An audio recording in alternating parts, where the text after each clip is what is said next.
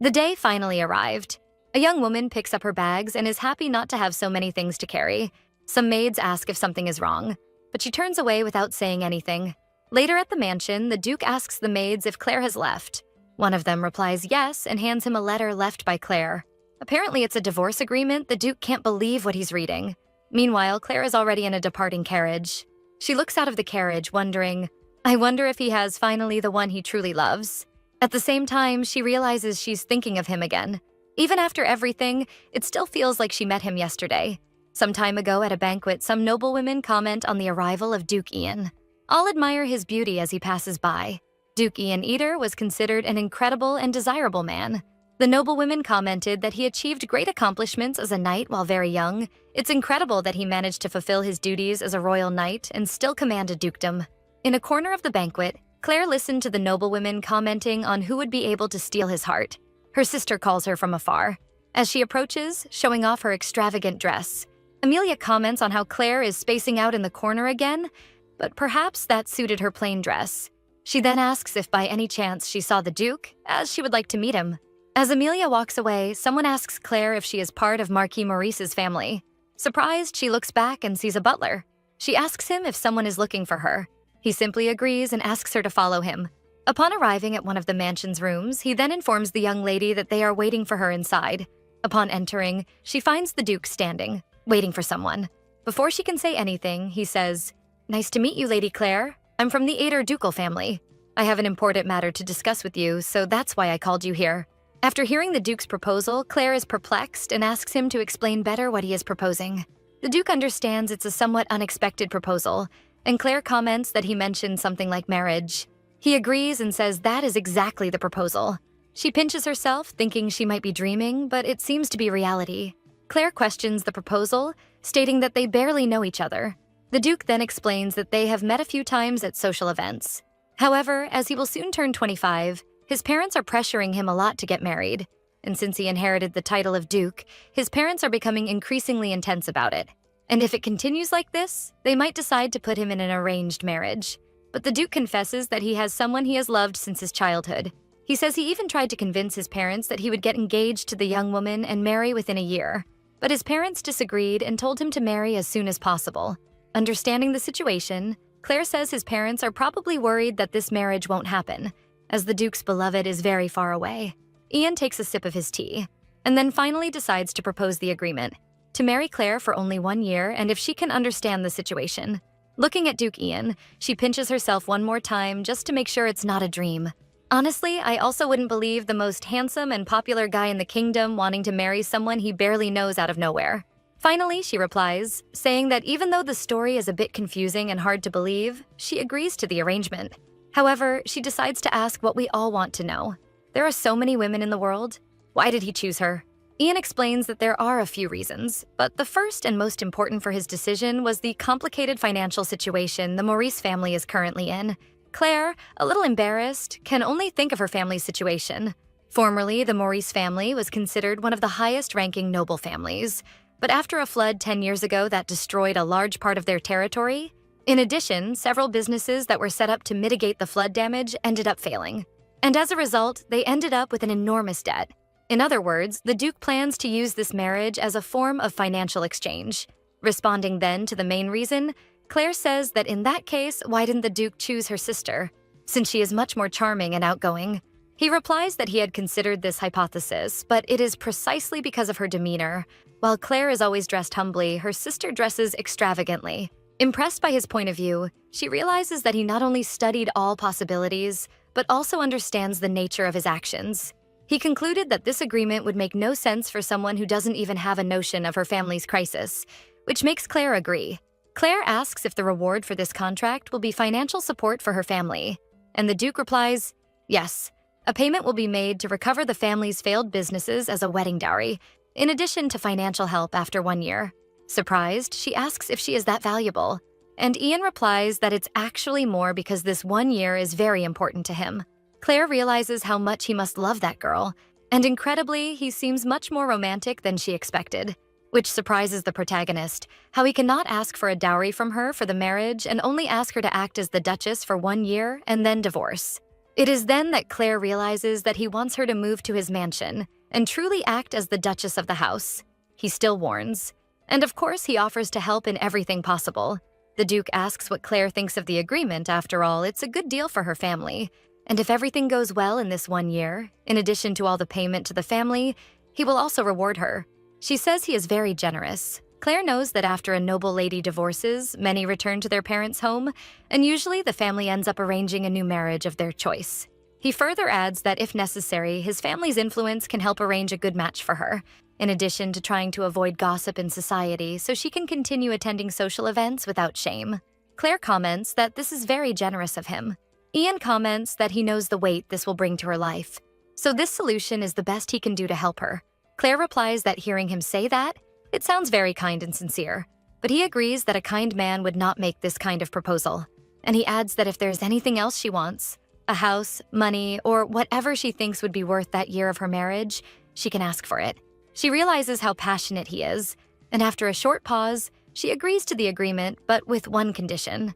She would like him to be the person to convince her parents about the marriage. Surprised, he asks if that's all she would like. Ian comments that he doesn't believe her parents would refuse a marriage proposal from a duke, but he agrees to the terms. The protagonist comments that if she receives her parents' approval for the marriage, she would accept this agreement, actually correcting the word agreement to stand in marriage.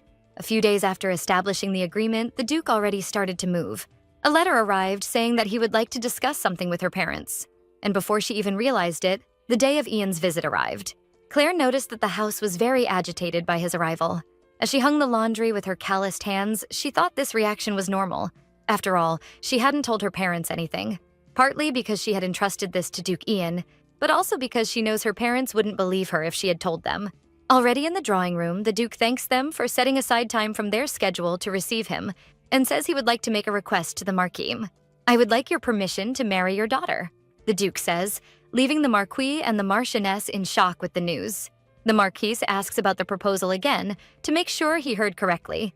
The Duke confirms that it is indeed so and asks if by any chance he is not suitable. The Marquis promptly asks the butler to call his daughter as quickly as possible, while the Duke thinks how easy it was. Given the way Claire had told him the other day, it seemed to be something very difficult. After a few minutes, the door opens, and Amelia, all elegant, introduces herself, apologizing for having kept him waiting. Her parents are proud, impressed that their daughter had this kind of relationship with the Duke. Meanwhile, Ian realized what was happening. Amelia approaches the Duke, saying that she hadn't realized what he felt for her, and perhaps he could have told her before. He was not referring to Amelia, but rather asking to marry Lady Claire. Everyone is shocked how such a plain girl could be the Duchess. Realizing that he got up and left the room, the family quickly runs after him to understand the situation. While walking through the mansion, Ian realizes that since the moment he arrived, something seemed wrong. Compared to the family's financial situation, all the furniture was strangely very luxurious. Clearly, if they sold some of these paintings, they would probably be able to buy several dresses for their daughter. Upon reaching the end of the corridor, he spots Claire passing by and says that he finally found her. He approaches and calls her "my beloved." While an embarrassed Claire doesn't quite know what to answer, Amelia gets annoyed, asking her sister for an explanation. Claire replies that what Mr. Ian said is indeed true, and she accepted the marriage proposal, leaving her sister even more annoyed. The Marquis, ignoring his daughter, asks the Duke if he is sure that she is the one he would like to marry, and Ian confirms again. He tries to explain that his family is not doing well financially, and they cannot have her marry at the moment because of the dowry. The Duke says that a dowry will not be necessary. After all, if he has Claire, he needs nothing else. He also informs that the wedding is already scheduled for the following month, that the Marquis doesn't need to worry about anything, thus leaving Claire's father not knowing what to answer and just agreeing. Ian approaches Claire, saying affectionately that he can't wait for them to get married, saying this in front of his family, who are still trying to process everything. A few minutes after the Duke left, Amelia is taking out her anger on Claire and trying to convince her father not to accept this proposal, also saying that she already knew her parents had decided to marry this girl to a disgusting merchant. Even though Claire was already used to this treatment, it still hurt to hear this from her own family. She knew she had to put up with Amelia's tantrum, as it was nothing out of the ordinary. Her father was passive and simply didn't get involved. And her mother, who never once defended her in her life. Claire was sure her mother hated her.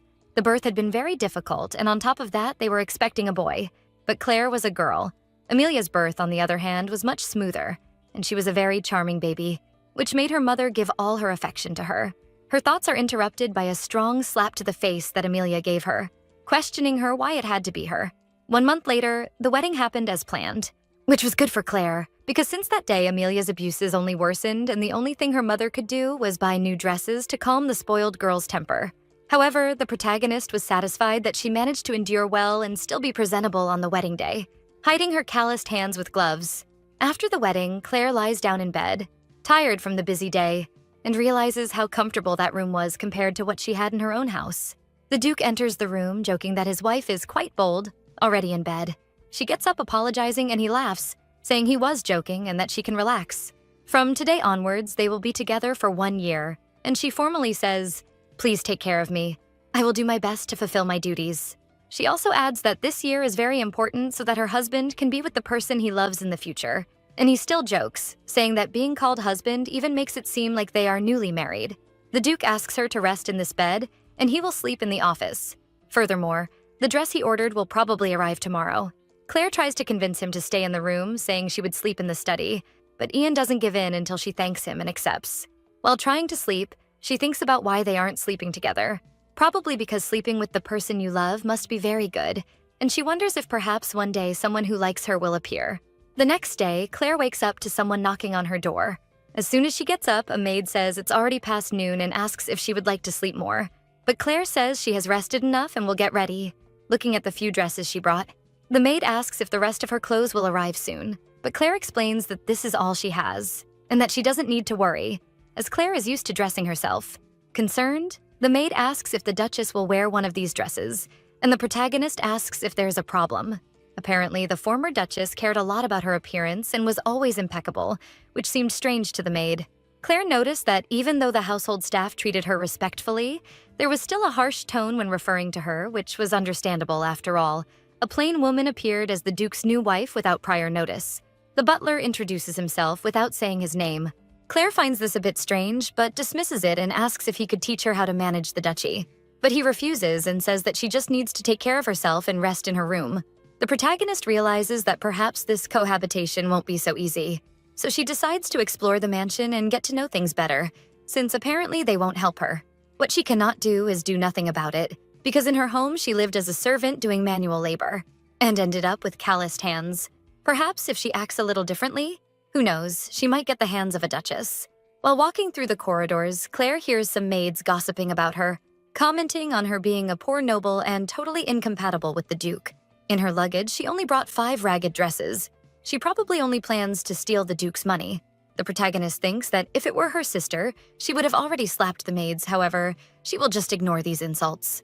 Upon arriving in the garden, she notices that everything is very well maintained. Probably the former Duchess took very good care of the mansion. When she met her at the wedding, Ian's mother seemed very busy and had to go to the neighboring country. And because of that, Claire couldn't ask for more details about her new role. While walking and thinking about this, she ends up finding a maid alone, apparently having to wash a large amount of laundry. Upon calling the girl, she gets startled and apologizes for taking so long. The girl, upon turning around, realizes she doesn't know the lady, and the protagonist introduces herself simply as Claire. Introducing herself back as May, she says that the other maids ordered her to wash all these clothes, but she can't manage it. Claire offers to help, and May, not knowing who she is, accepts the help. She teaches that if you step on the clothes during washing, the process becomes faster, and invites May to do it that way. The two have fun while washing the clothes, and the protagonist takes the opportunity to better understand the dynamics of the duchy, asking if Madame Sarn controls who will work on what in the mansion. May says she started working 6 months ago, and the head maid started making her do an absurd amount of laundry every day. When they are about to finish washing the clothes, May gets startled seeing that the Duke is behind Claire, watching everything. He comments that he was looking for Claire and asks what she is doing. Upon turning to answer, Claire slips, but he manages to hold her before she falls to the ground. Back in the chambers after already having received care, Claire apologizes and says she didn't know he would return so soon. Ian comments that he came earlier because the new dresses were arriving, and he ended up coming because of his colleagues who said he needed to stay home like a newlywed does. He asks again what she was doing in the garden. She seemed happy. Embarrassed, she doesn't know what to answer and gets a little worried that he might think she's not good enough to be a duchess. Before she can invent an excuse, the head maid starts scolding her, saying that considering her position as duchess, it would be good to avoid certain behaviors. May interferes, saying it was her fault, The Duchess was simply teaching because she wouldn't be able to complete her task on time. Claire is impressed and doesn't understand why that girl would be defending her, especially since they just met. It's the first time someone has been on her side for anything. The protagonist says that what May said is true, but that it's not her fault because she didn't do anything wrong. Questioning further, the head maid asks if the madam washed the clothes, as this is a behavior that stains the dignity of the Duke's family. But Claire is determined to take a stand and says that place is not accessible to anyone from outside. So if everyone stays quiet, there will be no problem at all. The Duke is happy to see his wife taking a stand. She adds that if this story spreads, it means someone in this house is disloyal and unfit to work here, which makes the head maid and the butler agree. Ian says he believes the situation is resolved, but the protagonist comments that there is something else she would like to say. In fact, she spent the whole day walking around the mansion alone as everyone seemed very busy. As the mansion seemed very large and there were many things to do, she asks if she shouldn't try to help. Claire asks the butler who is the person responsible for assigning duties, and he points to Sarna. The protagonist then announces that starting tomorrow, she will be replaced by someone else. Sarn desperately tries to justify herself, but the protagonist asks if she is competent because she put an absurd amount of laundry to be washed by a novice. She explains that the others were supposed to help as soon as they finished their tasks. Claire then says she saw some maids cleaning the hall and they were just gossiping, showing no sign that they would help. Before the discussion worsens, someone announces that the tailor has arrived, and she apologizes to her husband for taking up so much of his time. He smiles and says he is happy to see that he can count on her with the mansion's affairs. As the servants are leaving, Claire asks May to stay, and asks Ian if she can keep May as her personal maid. He even suggests she choose a veteran, but she insists she feels more comfortable with May. Seeing Claire smiling at the decision, the Duke realizes that even though it has only been 3 days since the wedding, she has already shown that she is not passive, and is also very different from what he imagined. On another day in the office, someone calls Ian while he is lost in thought. This is Keith Valona, the king's younger brother. He comments that Ian's face is even glowing from being newly married. Ian asks if by any chance he was making a foolish face. Keith, while sitting on the sofa, says yes and that he shouldn't, as it's just a 1-year marriage contract. But Ian explains that he is not in love. He just finds Claire more interesting than he imagined. Keith says she seemed very quiet on the wedding day. He guesses she was reading a book perhaps, but Ian says he looked for her all over the mansion because he couldn't find her anywhere. Until in the garden, she was washing clothes with the maid, barefoot and holding her dress. The two comment that they have never seen a noblewoman who would do that, while Ian laughs, finding her very impressive. He adds that she also removed Sarin from her position. His friend advises him to keep an eye on her so she doesn't run away, and Ian assures him that he will not allow anyone to mess with her. But she is much braver than he expected, which makes Keith interested in meeting this interesting young woman. Back at the mansion. On the day the dresses arrived, Ian explains that he bought some ready-made dresses for now, but the tailor will take her measurements. Ian asks his wife if she would like to have dinner with him to wear her new dress. She feels a little awkward about getting the dress dirty so quickly, but accepts. He waits while his wife changes, and ends up being able to hear the conversation of the two in the next room. Claire asks May to be very careful with the new dresses, especially because it's the first time that she received a new dress. Even though she comes from a marquis family, they were poor. So Claire always used pieces of her mother's and sister's old dresses to make something new for herself. That's why today she is very good at sewing. And the fact that the dress was just for her and brand new made her very happy. Hearing all this, the Duke realizes that she didn't show everything she was feeling when she received the gift. Sometimes it seems like she tries to hide her emotions a little. Poor guy. Only he doesn't realize he's already fallen for her. Ha ha ha. The next day, May apologizes to the Duchess because she bumped into someone and spilled lunch. Unfortunately, there is no other food prepared either. Claire tells her not to worry, since she ate a lot at lunch. She will probably just have tea instead of lunch. However, the protagonist knows very well that due to Sarni's dismissal yesterday, the lack of lunch today is probably some kind of retaliation. But she will not accept them doing this to May as well. Happy because she managed to bring everything, May asks which tea the lady would like. Claire notices that May's eyes are red. It probably wasn't easy for her to bring this tea. She then decides to ask if May would like to have tea with her. May hesitates for a moment but ends up accepting. Upon seeing her maid making tea, the protagonist remembers her childhood memories as a child, of the times she used to drink tea with her grandmother, the only person who ever truly cared about Claire. Insecure about her techniques, May asks if the tea is good, and the protagonist replies yes. Regardless of the taste, she is happy just because the tea was prepared especially for her. Claire is happy that May is such a sweet and kind girl, but she ends up realizing that May also hasn't eaten anything because of her. She suggests they both go for a walk to get a distraction. I didn't understand this suggestion either. It would have been easier to find something to eat, right? But okay. As they walk, Claire is worried about dirtying her new dress, and her maid tells her not to worry since they can wash it later. Very beautiful red roses catch the Duchess's attention, and she is impressed, because Ian's mother loved roses very much, and that's probably why they are so well cared for. Being surrounded by flowers makes Claire forget about herself for a bit, but the thorns of the roses remind her that she is just a substitute, nothing special. A few days later, the situation of missing meals only worsened, mainly because they took advantage of Ian constantly being busy working. Claire was trying to think about how she should react, as they probably wanted to make her give up interfering in the mansion's affairs. And telling her husband wouldn't solve the problem, as he would just fire the person responsible. Besides, constantly bothering her husband over every little thing will worsen other people's impressions of her. May is worried they won't be able to survive without food until they find a solution, and Claire apologizes for putting May in this situation, even though she said it wasn't the Duchess's fault, but her own choice. Breakfast time arrives, and the protagonist is grateful, as it's the time she will be able to eat. The plan is to eat enough to be fine until tomorrow morning, but Claire worries about May because she isn't eating anything. Noticing her hesitation to eat, Ian asks if there's something she didn't like. However, the protagonist is clever and asks if she could take the rest of the food to her room, as she can't eat much in the morning. Her husband agrees and asks the maids to take the food, but obviously Claire refuses and says she will carry it herself. As they walk to Claire's room, the Duke asks if she has already gotten used to the house. She says everything is fine and she especially loved the garden, but she's a bit worried because her husband seems to always be working late. Ian explains a bit awkwardly that when he's focused, he doesn't see time passing. While Claire thinks he doesn't need to appear so apologetic, after all, this is just a contract marriage. She asks him not to pressure himself so much and to rest more. Back in the room, Claire arrives with the bread to offer to May. Obviously, the maid refuses, but her hunger is greater, and the Duchess says she won't be able to eat everything by herself. May ends up accepting the bread. And as May eats the bread emotionally, Claire realizes that even though she is used to this kind of treatment, she needs to do something to help May. During the night, the protagonist comments that she is very hungry, and May apologizes for not being able to bring anything. She remembers that back at her family home, it wasn't rare for her to go a few days without food, all because of the harassment Amelia subjected her to. And since she wouldn't be able to endure long without eating, she secretly decided to cook at midnight. As soon as she remembers this, the protagonist gets excited to solve this problem. She explains to May that she will cook for them.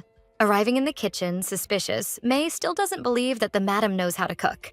Claire reassures her by saying that she has cooked some things before, so she can make something for them now. At least they won't starve. Sometime later, the protagonist is already preparing the stew with some ingredients while May watches suspiciously. She comments that she is impressed that Claire really knows how to cook. And then the Duchess recounts that in her family home, because she went 3 days without eating, she ended up having to make something to survive. So she waited for everyone to sleep, took all the leftover ingredients, and started learning to cook while crying and thinking about what would happen to her if someone found out. May is shocked to learn what Claire went through in her old family and how impressive she is for fighting alone all this time, and comments that she feels ashamed, because after her mother died, she ended up resorting to her noble father, who never looked for her, in order to survive. And that's how she started working at the mansion. Claire says she understands May's fear of being alone and starving, but assures her that as long as they are together, May will eat every day, which is singing while cooking. May gets excited to know this side of her master and also to witness such a beautiful song. Claire comments that she just made up the lyrics to the song, and who knows, one day she might become a singer and live traveling the world. While May asks if the Duke wouldn't be sad if the Duchess left, she is surprised by him entering the kitchen. The protagonist gets scared and turns around to see what happened, but this time she doesn't fall. She just finds the Duke laughing at the scene. Feigning naturalness, she comments that he arrived early today, but inside she's wondering how he always arrives at the worst times. She apologizes for not having gone to greet him, and he asks what she is doing. Commenting that she was just cooking, Ian comments that he could tell by how happy she was. Even so, he questions if there's a cook in the house because she was cooking, and Claire explains that he wasn't present, so she decided to do it herself. The maid tries to lie, saying that they tried to stop her from cooking, but the madam insisted. Counterattacking, Claire apologizes and says she only did it because she hadn't eaten anything since morning, and because she was very hungry, she decided to use the kitchen without permission. The Duke asks why she didn't eat lunch. Feigning innocence, Claire asks if they usually serve lunch in this house. At this moment, it dawns on the handsome man, and he realizes that she is not eating outside of the meals she shares with him, and then he questions the servants, who simply remain silent, not knowing what to answer. Claire interrupts the scolding, saying that the food will get cold and asks if it would be possible to have this conversation after they eat. While eating, the Duke tries to make a good comment about the food, but can only comment that the steak is thick. A little while later, he then comments that the soup tastes very good, but Claire doesn't believe him and says it's okay if he comments that it's tasteless. He comments that everything is very good because she put effort into making it, so she realizes that he probably witnessed almost everything in the kitchen. She gets embarrassed, but he says she seemed to be having fun. The Duke explains that he arrived earlier because his colleagues asked him to return home as soon as possible, and this morning she also seemed worried about him working late, which makes Claire happy, as it will probably now be possible to end this food deprivation. After finishing dinner, the Duke comments on the Duchess's lack of lunch and would like to know who is responsible. They try to lie, saying that the Duchess is the one to blame. She feigns innocence and says that it must probably be true. Since they put so much effort into preparing the food, something she did wrong must have happened. Referring to the servants, she asks what today's menu was, but obviously they cannot answer. Until one of them accuses Annie, another maid, who, according to this girl, was to blame for not feeding the Duchess. When Annie is brought to be punished, she asks if she is being fired, and asking her husband for permission, Claire asks if she could have Annie work exclusively for her. He doesn't quite understand what she intends with this, but accepts after she asks, "Isn't serving someone you hate the worst punishment?" The next day, at the Duke's work, Keith comments that he seems to be in a good mood, and comments that last night he came to drink, but Ian had already gone home. Since he seemed very happy today, Keith was curious to know what happened. The Duke explains that when he arrived home yesterday, Claire was cooking while singing. And as he tells this, he thinks about how magical and delightful that moment remained etched in his memory. His friend comments that his wife is truly different, but cooking? He had never seen a person commit so much to a role that she was even cooking for her fake husband. Ian explains that it wasn't quite that. In fact, he should have noticed earlier, but the servants seemed to be conspiring against her and weren't serving any food. Keith is impressed that even while suffering, she managed to find the strength to overcome it and make her own food. The Duke also comments that since he needs her for this year, he tried to fire the person who was behind it, but incredibly Claire refused and asked for the person responsible to work directly for her. And even after they talked, Claire just said that the maid is probably too loyal to the family to have done that out of concern, so it would be a waste to fire someone like that. "Your wife is truly fascinating," Keith comments while the Duke agrees. Thinking that he initially found Claire a bit strange and he had only proposed marriage because she was the best candidate, but after they got married, his impression of her has been changing. She washes clothes with a smile on her face, cooks while singing. The only thing he can't understand is that sometimes she puts on a smile that makes it seem like she has just closed herself off from the world.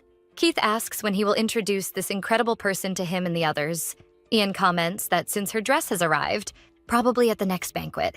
As soon as he arrives home, Claire is there to greet him, looking like a true wife. The poor guy's heart won't be able to take it, folks. He's even speechless. But he recovers and informs her that he arrived early again, besides asking her if she could go to a banquet with him in 2 weeks. While holding his coat, she accepts the invitation and says it will be her first public duty as a wife. However, the truth is that Claire is quite nervous about it because it's an important social event with the other nobles. So much so that she ends up not being able to sleep, thinking about how she'll manage since she doesn't know how to dance. It will be her first banquet as Duchess. She definitely needs to dance. Perhaps it would be better to hire a teacher, but when Amelia went to learn, it took 2 years to get a teacher. And since dancing requires 2 people and it can't be with another woman, Claire honestly doesn't know what to do. The next morning, the Duke bids farewell to the protagonist going to work, while she thinks about how she will manage to find a dance partner in less than 15 days. On her way back to the room, she notices the maid carrying the clothes Ian wore yesterday, and asks the maid to give the clothes to her. Since the Duke is a stylish person who always wears different clothes, he probably won't notice that one of his outfits is missing. So she finishes a sheet doll with the Duke's clothes. This is her new dance partner. As she hugs the doll, she feels something in its front pocket, and realizes there was a very beautiful and old pen that he probably forgot. While placing the pen on the table, she thinks she'll probably return it to him later, since now she has to start her dance lessons. She tries to remember what she saw from Amelia's lesson and follow the rhythm of the birds chirping. Without knowing how to keep the rhythm or if she's doing it right or not, Claire enjoys herself while dancing with the doll. Again, the timing is bad, and the Duke enters the room calling her. Because of the pen, he forgot in his clothes. She pretends she wasn't dancing with a doll and turns to pick up the pen. Obviously, she slips again. The Duke runs to help her, and they both fall to the floor. Ian asks if he can know exactly what's happening, and the poor girl freaks out because she's been in his lap this whole time. She moves away and asks if he got hurt, and he says no. After all, he trains a lot, so that wasn't very difficult. The Duke explains that he came back because he had forgotten his pen. She explains that when she picked up the clothes, she found the pen and was going to return it to him at night. Embarrassed, she replies that since he invited her to the banquet, she was ashamed to say she had never danced before and decided to practice. The Duke is impressed to learn that even though she participated in several social events, Claire had never been invited to dance before, nor had she taken lessons at home. The Duke says that they will probably invite her to dance, but even if she rejects everyone, she still needs to dance one dance with him. And Claire explains that this is precisely why she made this doll to practice. She gets worried because perhaps, knowing she doesn't know how to dance, her husband might want to cancel the contract. However, he stands up and says she doesn't need to worry about it, as he will teach her to dance. Claire worries about how he will manage to teach her, given that he is always so busy. He tells her not to worry, as they can practice an hour a day before breakfast. This is good because they already need to get in sync for the upcoming events of the year, promising then to start the lessons tomorrow. He thanks Claire for keeping his pen and says he will go back to work. After he leaves, she feels embarrassed that he saw her again in an awkward moment. Arguing with the dummy, she says it's his fault for making her feel this embarrassed. And as she hugs the dummy, she smells the Duke on the clothes while blushing. Later in Claire's room, she calls the maids to prepare tea in the garden so she can look at the roses. Annie, now working personally for Claire, is always very cold, but she does her job correctly. And it's even good that she doesn't get too attached to the house staff, as she will only be staying for a year. As the protagonist walks through the rose garden, she realizes how privileged she is to be able to drink tea in such a beautiful place. She remembers that she put her dance partner in the closet to avoid any problems with someone discovering it, but her thoughts are interrupted by a scream. Annie is reprimanding May for making the tea incorrectly. To try and defuse the situation, Claire asks May to go get some appetizers to eat with the tea. Leaving the two alone, Claire comments that Annie was a bit cruel, however. The maid tries to explain coldly why she acted that way. And finally, Claire understands that Annie acts cold, but clearly she was concerned with helping and teaching May, who was still a novice, and not because she wanted to mistreat her, but because she cares about her. Even so, she tells Annie that even if she hates her, please continue to educate and teach May, because that way May will certainly be a much better person and maid since Annie is cold, but very good at her job, and even when the protagonist leaves, the two maids will be fine. Changing the subject, Claire asks Annie where she can buy makeup, but the maid is shocked that the madam never used makeup before the wedding. The protagonist explains that she saw no need to use it and always went barefaced to parties. However, the truth is that it was Amelia who made her believe that it wouldn't make a difference whether she wore makeup or not. Annie says she will probably need to buy a whole makeup set, and Claire is a little worried about having to buy everything, probably having to ask her husband for permission first, but the maid explains that there's no need after all. The Duke didn't leave any shopping restrictions for the Duchess. She then asks if Claire needs anything else. Even though the Duchess replies that she doesn't think so, Annie proposes to take a look at her belongings to make sure nothing else is missing. But before she goes, she questions if Claire is comfortable letting someone who bullied her look at her belongings. Of course, Claire replies that it's no problem, especially because someone who was betrayed so quickly by her friends wouldn't try to do anything to the person who accepted her. Sometime later, May returns and asks where Annie is. The Duchess replies that she asked her to prepare things for the ball, so she went to check if anything else was needed. She remembers that she cannot do things wrong, especially because her husband prepared a dress just for her. So she needs to train more. Maybe tomorrow, after training with the Duke, she might train a bit with the dummy. At this moment, she remembers that she asked Annie to check her things, so she will probably find the dummy embarrassed. She runs to prevent Annie from finding it, but it's too late, and the maid wonders what that is in her wardrobe. May, upon seeing the dummy, asks if those aren't the clothes the Duke was wearing yesterday, while Claire, dying of embarrassment, can't say anything. Since she didn't explain the situation, the two maids believe the dummy is a way to miss the Duke, which makes things more embarrassing. But she ends up not being able to explain that it's for dance practice at the palace training ground.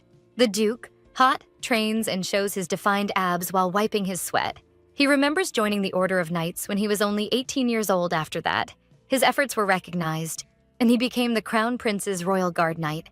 Even after receiving the title of Duke, he continued to serve as a Royal Guard, but he didn't feel he was playing an exceptional role in either place, and that's why he ended up leaving the Royal Guard at 22. But even so, training on days he can't focus is still very good, Keith calls him. Impressed that the Duke is training so early, and he says that he only went there to train because he found out that Ian was there, since lately he has cool and interesting things to share. The Duke turns around and says he has nothing to tell, but Keith says maybe he'd feel better telling someone than training. After a while, Ian gives in and ends up saying it's about Claire again. Keith asks if they happened to fight. He says no and tells that he actually ended up seeing her with a doll. It was really just any doll made with sheets and clothes. Ian explains that he ended up returning right after leaving for work, as he had forgotten his pen and his clothes from the day before, and when he questioned the maid, she said that the madam had taken it. When he arrived in the room, Claire was dancing with a doll wearing my clothes. It was the first time he saw a woman dancing so happily. Keith questions why she would be dancing with a doll, given that his sister always dances with several men at parties. Ian says he also found it strange, but he realized that they were probably raised very differently, since he hadn't deeply investigated her life to avoid getting too attached. He didn't know these things. His friend says he didn't imagine she was that interesting. Maybe she's more charming than the woman who played with his feelings for 10 years. He still continues saying that Ian probably just didn't have anyone else to love and ended up getting attached to a woman for 10 years who has probably already forgotten him and is enjoying life. This makes the Duke think. His beloved is named Sophia, the princess of the nation. They were friends since childhood, and over time she became someone he loved. He thought they were destined to be together one day.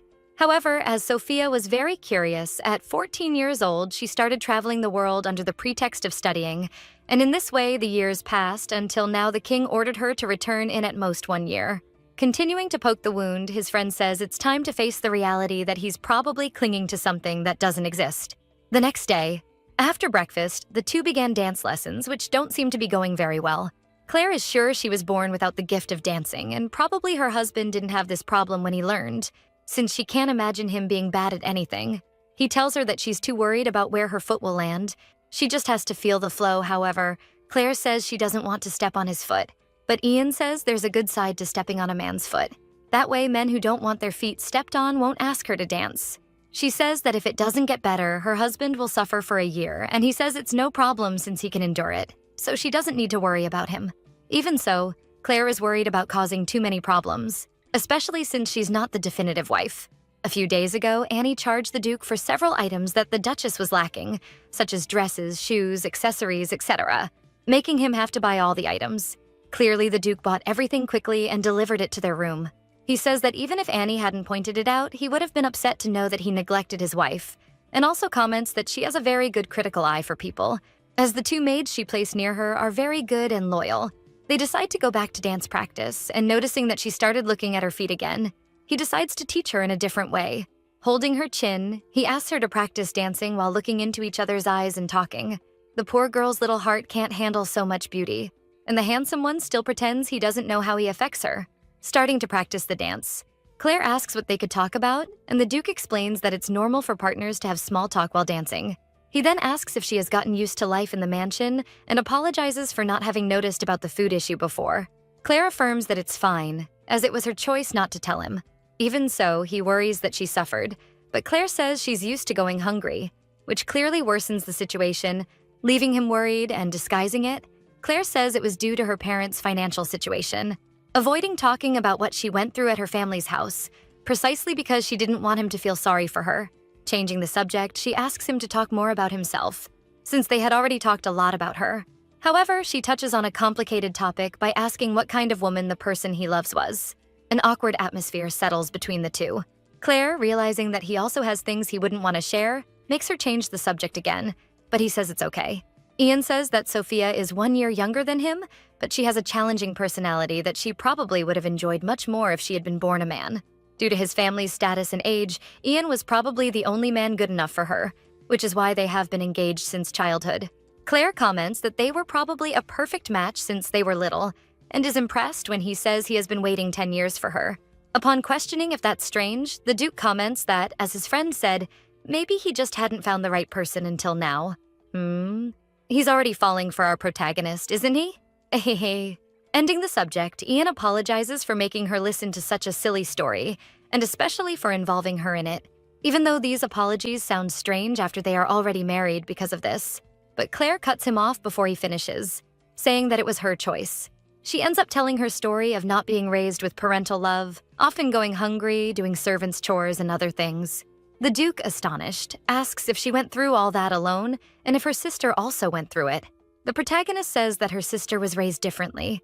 She was the one their parents liked more, and everything was given to her, even when they couldn't afford it. That's why Claire explains that she never dreamed of a happy marriage, as she knew that one day she would be sent to marry a greedy merchant or someone probably much older than her, as these were the only two options. But before she can finish the sentence, the blister on her foot starts to hurt. She ends up stumbling and falls into our dear Ian's lap. It's at this moment that Claire realizes her heart beats faster for him. She composes herself and finishes the story she started by saying, "I wasn't in a position to hope for a happy marriage. That's why no matter what anyone says, to me, you are a hero." These words hit him right in the heart. Without realizing it, he starts to blush. Claire gets worried, thinking he's unwell, even though he says he's fine. She panics and says she will call the doctor as soon as possible since his ears, face, and neck are red. Hiding his face, he tries to ask her to calm down, saying it's nothing. But it's too late because she runs off to find the doctor. After the doctor examines him, he confirms there's nothing wrong. He bids farewell to his wife and goes to work. Meanwhile, the crazy girl argues with the doll, now in new clothes changed by the maids, thinking the doll is a comfort. Thinking her husband is hiding that he's tired, she sees the paperwork of things she needs to check for the mansion that were left by the butler and quickly returns to work. Sometime later, someone knocks on the bedroom door. She asks them to come in, wondering who it could be. The kitchen chef appears at the door holding something. He hands her a large tray of cupcake-like muffins, saying it was an apology for what happened. However, everyone clearly knows that noblewomen value elegance and visual beauty, so delivering a plain and undecorated muffin?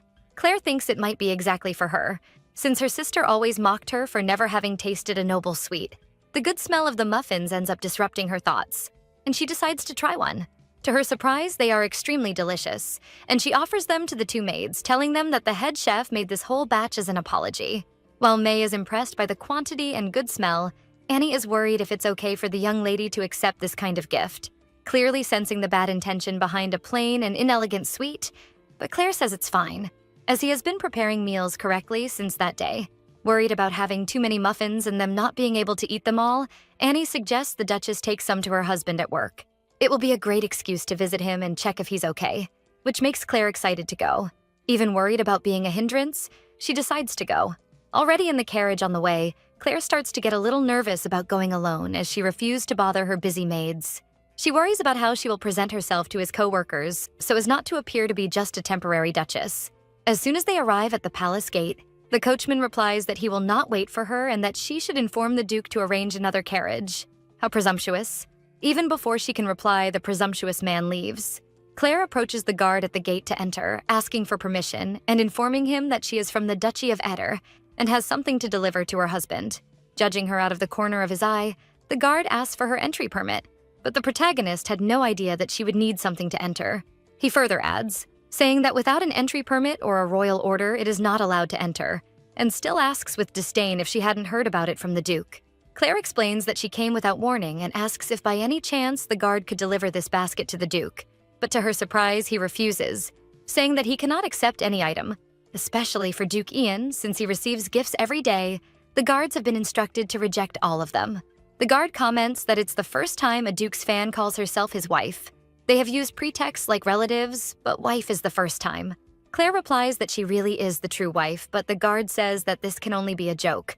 The Duchess of Eder is known for being incredibly dull and unremarkable. And you, miss, he continues, are very beautiful. Anyone can see that you are not like the rumors. The protagonist just smiles. After all, it seems that with the new clothes, she no longer looks so dull. However, if she doesn't find the Duke, she won't be able to leave. The carriage ride is 40 minutes. Walking back to the mansion is somewhat surreal. She then asks the guard if it would be a problem to wait for him there at the gate. He says no, but that it will probably be useless. Claire stays in the corner, standing and waiting. An hour and a half has passed since she arrived, but unfortunately, he still hasn't appeared. The guard is surprised that she is still waiting. He says he didn't expect that she would stay there so long. Even after he returned from his break and among the Duke's fans, she is being the most persistent. The guard explains that fans usually try hard, but since the Duke is in his honeymoon phase, maybe it's better to give up. He wouldn't betray so soon after marrying. And even if it's not possible now, maybe you'll have a chance in a while. To top it off, the guard continues talking nonsense and says that the Duke's marriage seems to be a contract marriage and that he will probably divorce in a year. Since the Duchess of Eder is known for being strange in high society, everyone found it strange when he chose her. That's why the rumors are that the Duke was blackmailed by Marquis Maurice to pay the family debt. After hearing all this, the poor thing is only relieved that the rumor isn't that the Duke hates her. Not satisfied, he still continues saying that everyone found it strange, because even though the Duke is a former knight, he never introduced his wife to others. Claire asks if that's strange, and the guard explains that it's a tradition. If a man loves his wife, he will want to show her to everyone. And he still says that if it were him, he would want to introduce her to all the guards who train with him since they are like family. Concluding, he says, it's probably a contract marriage, so he's embarrassed to let people see her. Oh, how pitiful. But the guard replies that she really acts like a duchess and that probably any knight would line up to escort her. She says that she doesn't know if she should be happy or sad to hear that. However, suddenly the guard changes his posture, becoming alert and greeting His Majesty Keith. Claire notices the prince's beautiful golden eyes and remembers that she had seen him somewhere before. The guard introduces the lady to the prince and realizes that he didn't know her name until now. Hesitantly, she replies that her name is Claire Maurice, or rather, after the marriage, it's now Claire Eater. The prince says that's why she seems so familiar while the guard is paralyzed in shock. He introduces himself as Keith, Ian's friend and the king's younger brother. The protagonist remembers that they met on the wedding day. She is surprised that he is there. After all, there is a gate only for royalty, and he comments that he came to see because he heard there was a woman saying she was Ian's wife at the gate. However, he didn't imagine it was actually his wife and asks if she forgot her entry permit. The protagonist says she seems to have forgotten, even though she had no idea she needed one. And the prince says he will take her to Ian, and that she doesn't need to worry about the past since this place is practically his home.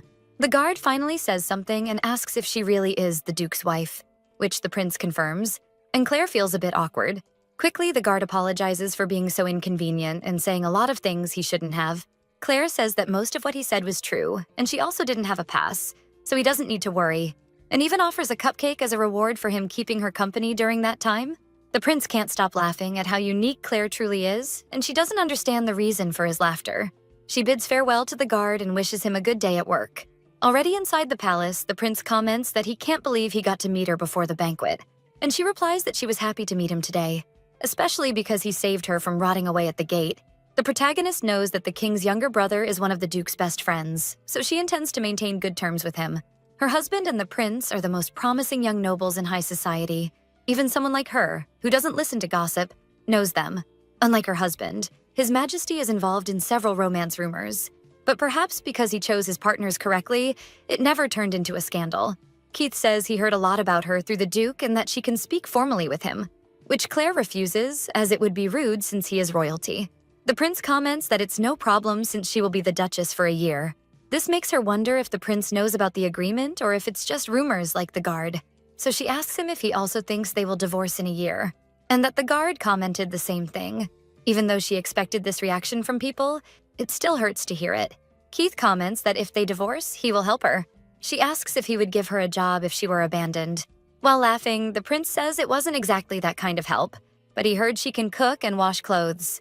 At that moment, she realizes that the prince probably knows everything about the two of them and the contract. She comments that he is really very close to her husband. Keith says they have been friends for 20 years and Ian tells him everything, so if she wants to keep something private.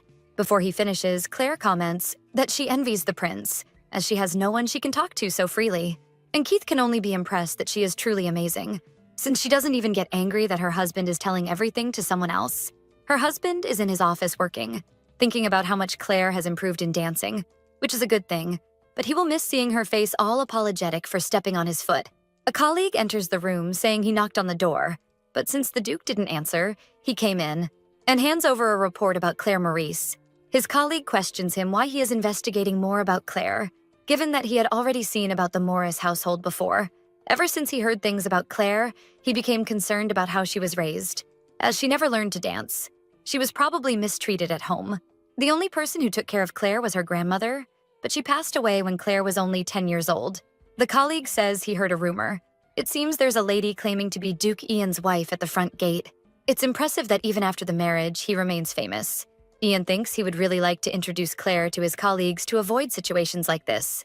But since she would never come to his workplace to protect the fact that it's a fake marriage, this won't be possible. As his colleague is leaving the office, he runs into Keith, who is already entering the room, saying he has a special delivery. Claire appears behind the prince, apologizing for the intrusion. He didn't expect this, especially since he had just thought she wouldn't show up there. Keith comments, "What kind of expression is that? Ian should be happy his wife came to see him." She says she only came to deliver some sweets to him and that she's leaving now. Ian comments that it was probably heavy. She should have asked someone to carry it for her. Little did he know she had waited outside for 2 hours. He thanks her, saying it was good because it's already time for everyone to take a break so they can eat. The colleague introduces himself, saying it's a pleasure to meet her. Claire returned the greeting and thanked him for taking care of her husband, which leaves both of them impressed by her beauty and elegance. Quickly, the colleague takes the basket from Ian's hand and says he will distribute it to the others. Taking the opportunity, he pulls the prince to go along, leaving the couple alone. Before they leave, Claire thanks His Highness for the help and says it was a pleasure to talk with him.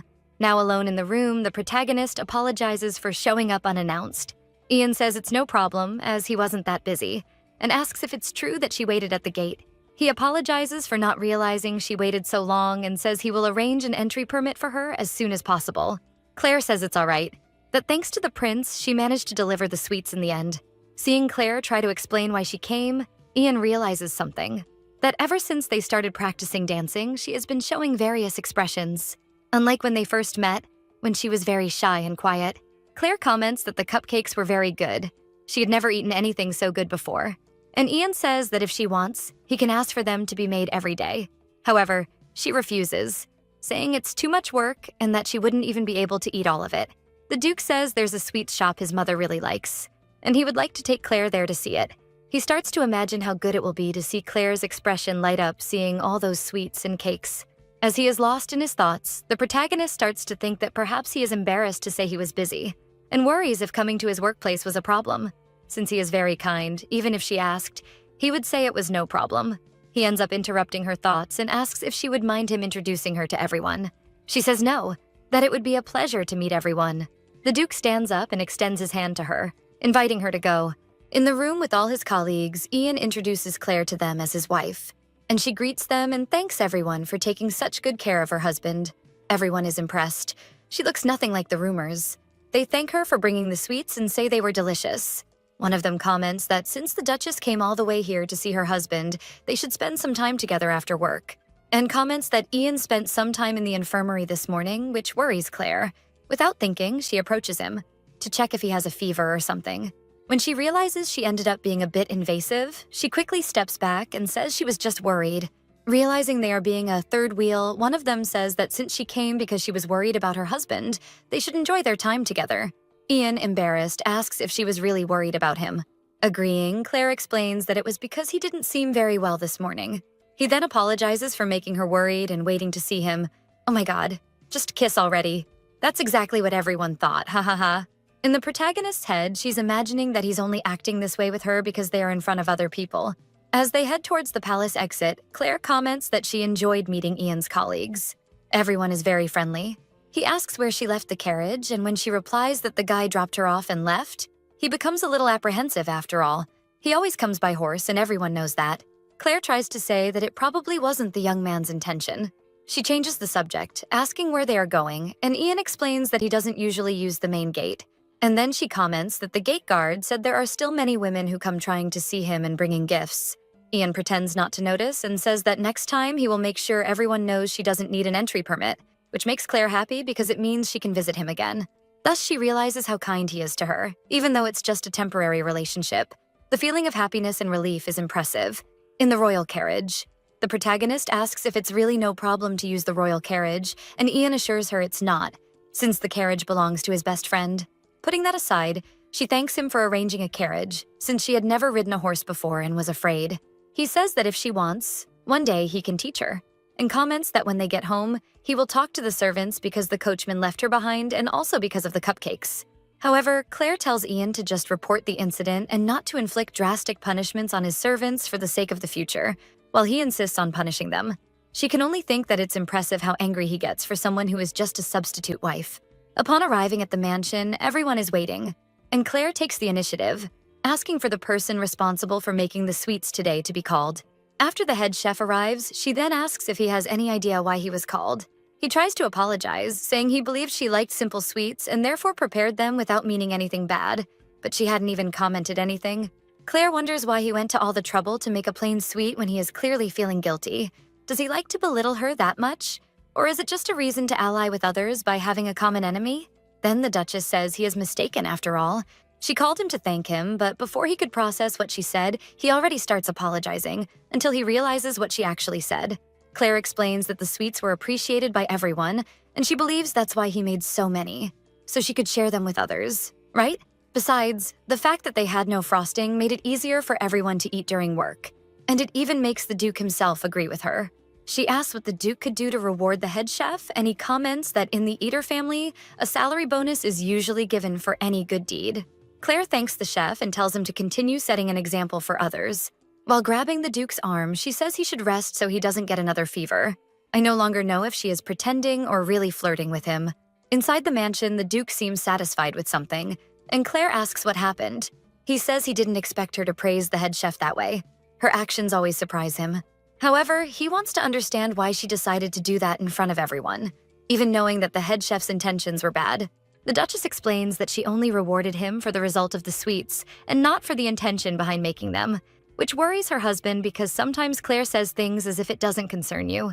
He adds that even though he asked her to play the role of Duchess, he doesn't want her to suffer, and if for any reason she is in trouble, she should let him know as soon as possible. Happily, she agrees and says he should rest, as that's why they returned home early. Before she leaves, Ian calls her to hand her a jar, explaining that it's a cream for calloused hands. He informs her that he brought enough for her to use for a long time, and says he will take a bath to rest as she requested. In the other room, the maids ask what Claire is looking at so lovingly. She explains that it's a hand cream that her husband gave her. Claire knows that her calloused hands are a problem, especially since it's not normal for a duchess. He was probably worried about it, and that's why he bought so much cream, while May says he probably loves the Duchess very much. For the protagonist, receiving this cream is like showing that he cares about her and wants her to perform her role as Duchess in the best possible way. She then convinces her two maids to help her apply the cream every day, because that way they will also be applying it to their own hands. Since she cares about their hands just as her husband cares about hers, that's why she insists that both of them apply it every day. Even after trying to refuse a few times, they realize that the Duchess will not change her mind and decide to just give in and help the protagonist apply the cream, besides saying that from now on either Annie or May will accompany the Duchess outside the mansion so that what happened today doesn't repeat itself. Annie also tells Claire that she should wear the party shoes a few times a day, thus making them more comfortable for the day. May comments that the two of them will probably look beautiful dancing together. That said, Annie advises the Duchess that now that she is taking care of her hands, it might be important to start taking care of her whole body. Claire refuses, saying it's too much for her to do, and perhaps it would be better to only use it on the day of the banquet. But Annie explains that beauty is not made in a day, and so she just has to trust that in the end, she will have an incredible result. On the night of the banquet, a beautiful blue dress is ready and waiting to be worn by its owner. Due to nervousness, Claire spent the entire night looking at the dress and didn't sleep at all. In the past, her sister always took the best dresses, and because of that, everyone laughed at Claire during events. The maids ask if everything is all right, as the Duchess seems to be spacing out more often than usual. In fact, she has no idea what would look good or not, and wonders how Amelia managed to give orders and look beautiful for the banquets. Claire decides to ask for makeup like a picture frame, which leaves Annie a little confused, not understanding the connection between makeup and a picture frame. The Duchess explains that her husband is the most handsome man in the kingdom, and if she is going to be by his side, she cannot simply steal attention, but rather compliment the art like a frame. Annie says she understands what the Duchess means and will do her best to make her beautiful. Sometime later, May appears, crying with the shoe completely ruined in her hands. She apologizes, but truly doesn't know how it happened. May asks if they should look for the culprit, but the Duchess says it's no problem since that wouldn't solve the issue. She asks if there is another shoe to wear, and it seems only a new blue one is left. However, since she only wore this shoe once, it's very tight on her foot. Claire simply says it's perfect and that she will use those very shoes for the banquet. Annie tells the Duchess not to worry, as she will find out during the banquet who did this. Claire agrees, as destroying other people's things is truly very wrong. The preparations finally finish, and the Duchess looked very beautiful with makeup and the new dress. May compliments her beauty and says that today the Duchess is more beautiful than ever, which the protagonist thanks, even if it's just flattery. The Duke knocks on the door, asking if she is ready, and before they say goodbye, Annie tells her to trust that the two of them weren't just flattering her. Just look at her husband's reaction when she sees him. As soon as Claire sees how handsome the Duke is, she is speechless. It's truly very difficult for anyone to stand out next to him. She finally understood why all those noble women were obsessed with him, and she even wonders if she would be allowed to walk beside someone like that. She says it's the first time she's dressed up so much in her life, which makes her a little embarrassed. Our dear protagonist says she is beautiful, and for a moment he was speechless. But of course, she doesn't believe him and thinks he's acting to show the maids what a good husband he is. She says it's a bit strange to receive direct compliments like that, and he insists that she truly looked very beautiful in that dress. Returning the compliment, Claire says he also looks handsome, like a noble prince straight out of a painting. Annie reinforces that now the ladies should believe they weren't just flattering her. And so, the two leave for the party. As soon as they arrive, everyone notices the couple's beauty. Claire can perceive the fixed gazes on them, but she believes that this is probably due to her husband's beauty. And for some reason, just the fact that he is her partner gives her a sense of security. The Duke comments that everyone is looking at her. Of course, she insists, saying no, the gazes are because of Ian's beauty. And he comments that she is very oblivious when it comes to herself. She says she's actually very nervous and afraid of even forgetting how to greet people. The Duke then suggests they deal with the most difficult part first, which is to introduce herself to everyone as the Duchess of Eder. He finds it cute how determined she is, but gently asks her to calm down and enjoy the banquet, especially for her to stop squeezing her hand so much. She'll end up hurting herself. Trying to ease his wife's tension, Ian says that the first time he debuted in society, he was also very nervous. He was so tense that he was walking while swinging the same arm and the same leg like a robot. This makes the protagonist laugh just imagining the scene. Ian comments that she finally seems more relaxed. The first guest approaches the couple, asking permission to introduce themselves. This is the party hostess, Countess Boyle, and also a friend of Ian's mother. Both thank her for the invitation. Claire introduces herself elegantly, and the Countess comments that she can't even believe that little Ian already has a partner. She comments that their wedding was very beautiful and starts talking about moments from when Ian was little. This pleases Claire, as listening to stories from Ian's childhood is like getting to know a new side of him. The Countess comments that Ian has been very stubborn since he was little, and when he sets his mind on something, it's very difficult to change his mind. The first thing that comes to Claire's mind is that he really is like that. The way he holds on to one person so dearly, or how he hides when he's unwell and won't complain. She also comments that even so, the Duchess doesn't hate him, because his beauty allows him to get away with many things. Ian tells her to stop embarrassing him in front of his wife. Claire had attended several events before, but this was the first time she felt so welcomed. Even casual conversations like these fill her heart with warmth. The Countess apologizes for holding them for so long, and invites Claire to a tea party next time. Obviously, she had never been to one before and remembers that her sister always boasted about going, while Claire stayed home cleaning the floor and doing other chores. However, she wonders what they usually talk about at tea parties, probably love stories. Ian notices she is distracted and asks if everything is all right. She says yes. She's just struggling to stay calm and keep her heart inside her chest, and that just being by the Duke's side attracts a lot of attention. The Countess says that Ian has indeed always attracted attention wherever he went. However, she comments that Claire is not losing anything by his side. Everyone is really looking at them both. The protagonist says it's just because of her husband, but the Countess comments that several men are also appreciating her beauty. Claire worries if she is bothering people with her presence, which makes the Countess realize how oblivious the Duchess is.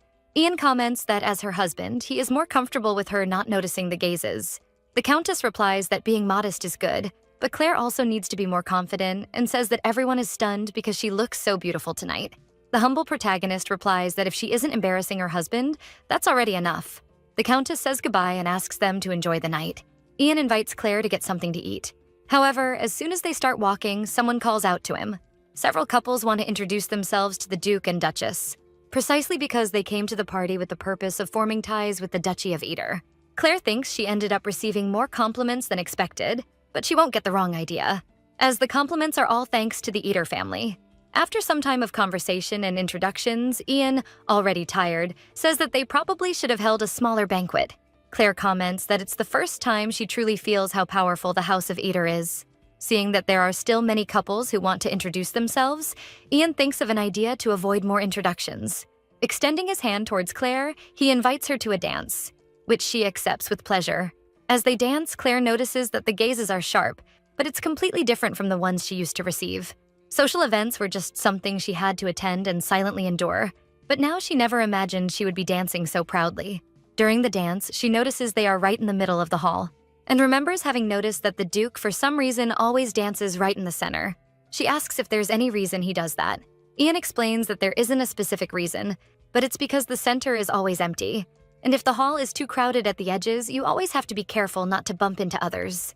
Changing the subject, he comments that Claire's dancing has improved a lot, and she says it's all thanks to her excellent teacher. Smiling, Claire can only think about how all of this seems like a dream. If she didn't know he has someone he loves, she probably would have been swept away like the other young ladies. However, she knows her place, and that this will only last for 1 year. Dancing with another young man sometime later, Claire ends up stepping on his foot. He asks if she isn't very good at dancing, which leaves her a bit embarrassed. After all, after she tried dancing with other men, it wasn't working out. For some reason, the dance she thought she had mastered only works with her husband. The young man thanks her for the dance and says how lucky Duke Eater is to marry someone like Claire. Obviously, she responds humbly, not believing the compliment. After a few dances, Claire's foot starts to hurt a lot because of the new shoes. Her wish was to be able to take off her shoes and go barefoot, but her dress isn't long enough for that. Keith spots the Duchess and greets her. She returns the greeting, and he comments again that she doesn't need to be so formal, commenting that the food and drink are very good and Claire should try them. She mentions that she doesn't like red wine. He says he will remember that, as he used to always bring wine to the Duke when he visited him. Placing his glass on the bandage, he says that next time he will bring something different that she might also like. And then he invites her for a dance. Claire hesitates a little. After all, her foot is not in the best condition, but it would be rude for her to reject a request from His Majesty. They then walk to the hall to begin the dance, but our dear Ian appears to save her, saying that unfortunately the dance will have to wait for another day. As they are leaving, Ian says he started feeling a bit unwell and has a headache. Claire runs towards him to check if he has a fever. I'm already thinking she's doing this on purpose just to enjoy the moment, ha ha ha. She turns to the prince, apologizing and promising to dance with him on a next occasion. Kissing her hand, he thanks her and says he will see her soon. Seriously, if Ian doesn't make a move soon, I'm in favor of Claire getting together with the handsome prince. On the way to the carriage, Ian apologizes for having called her to leave earlier. Claire replies that she had enough fun and the Duke's health is more important. Ian says it's a good thing he managed to get her out of there and apologizes, saying it was just a lie that he was feeling unwell. Not understanding anything, the protagonist asks why he lied and if he is really okay. He then says he did it because he noticed her foot was hurting since she was walking differently than usual. Claire tries to convince him that they should go back. It makes no sense for them to leave because of her. Suddenly, he places his hand behind her waist. He picks her up and says he is worried about her. She asks him to put her down, dying of embarrassment, but he says no because she is walking strangely. He then says that if she is too embarrassed, she just needs to close her eyes. This is the ideal moment for a kiss. Ah! Someone push? Since no kiss happened, let's continue. He invites her to continue their lessons tomorrow, and even though she says she doesn't want to take up his precious time, he replies that she doesn't have to worry since he is looking forward to it. The walk to the carriage continues, which seems like an eternity. Ian comments that they should talk more privately without all the servants watching. Claire agrees, saying that they really have good conversations while dancing, and the two lovebirds finally reach the carriage. During the way back, Claire apologizes again for not being able to endure until the end. Ian says she doesn't need to apologize. After all, it was he who called her to leave, and he had also already talked to everyone he needed to. During the event, he realized that Claire fulfilled her role as Duchess better than he had imagined. He is probably not the only one who is surprised by how different she is from what she appeared to be.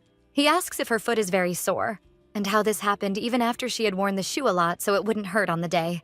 The Duchess says that an unforeseen event happened in the morning and her shoe was damaged. Because of this, the only shoe left was one she hadn't used yet. Ian finds this strange. Are the servants mistreating her again? But Claire just says it was her fault for not taking care of the shoes properly.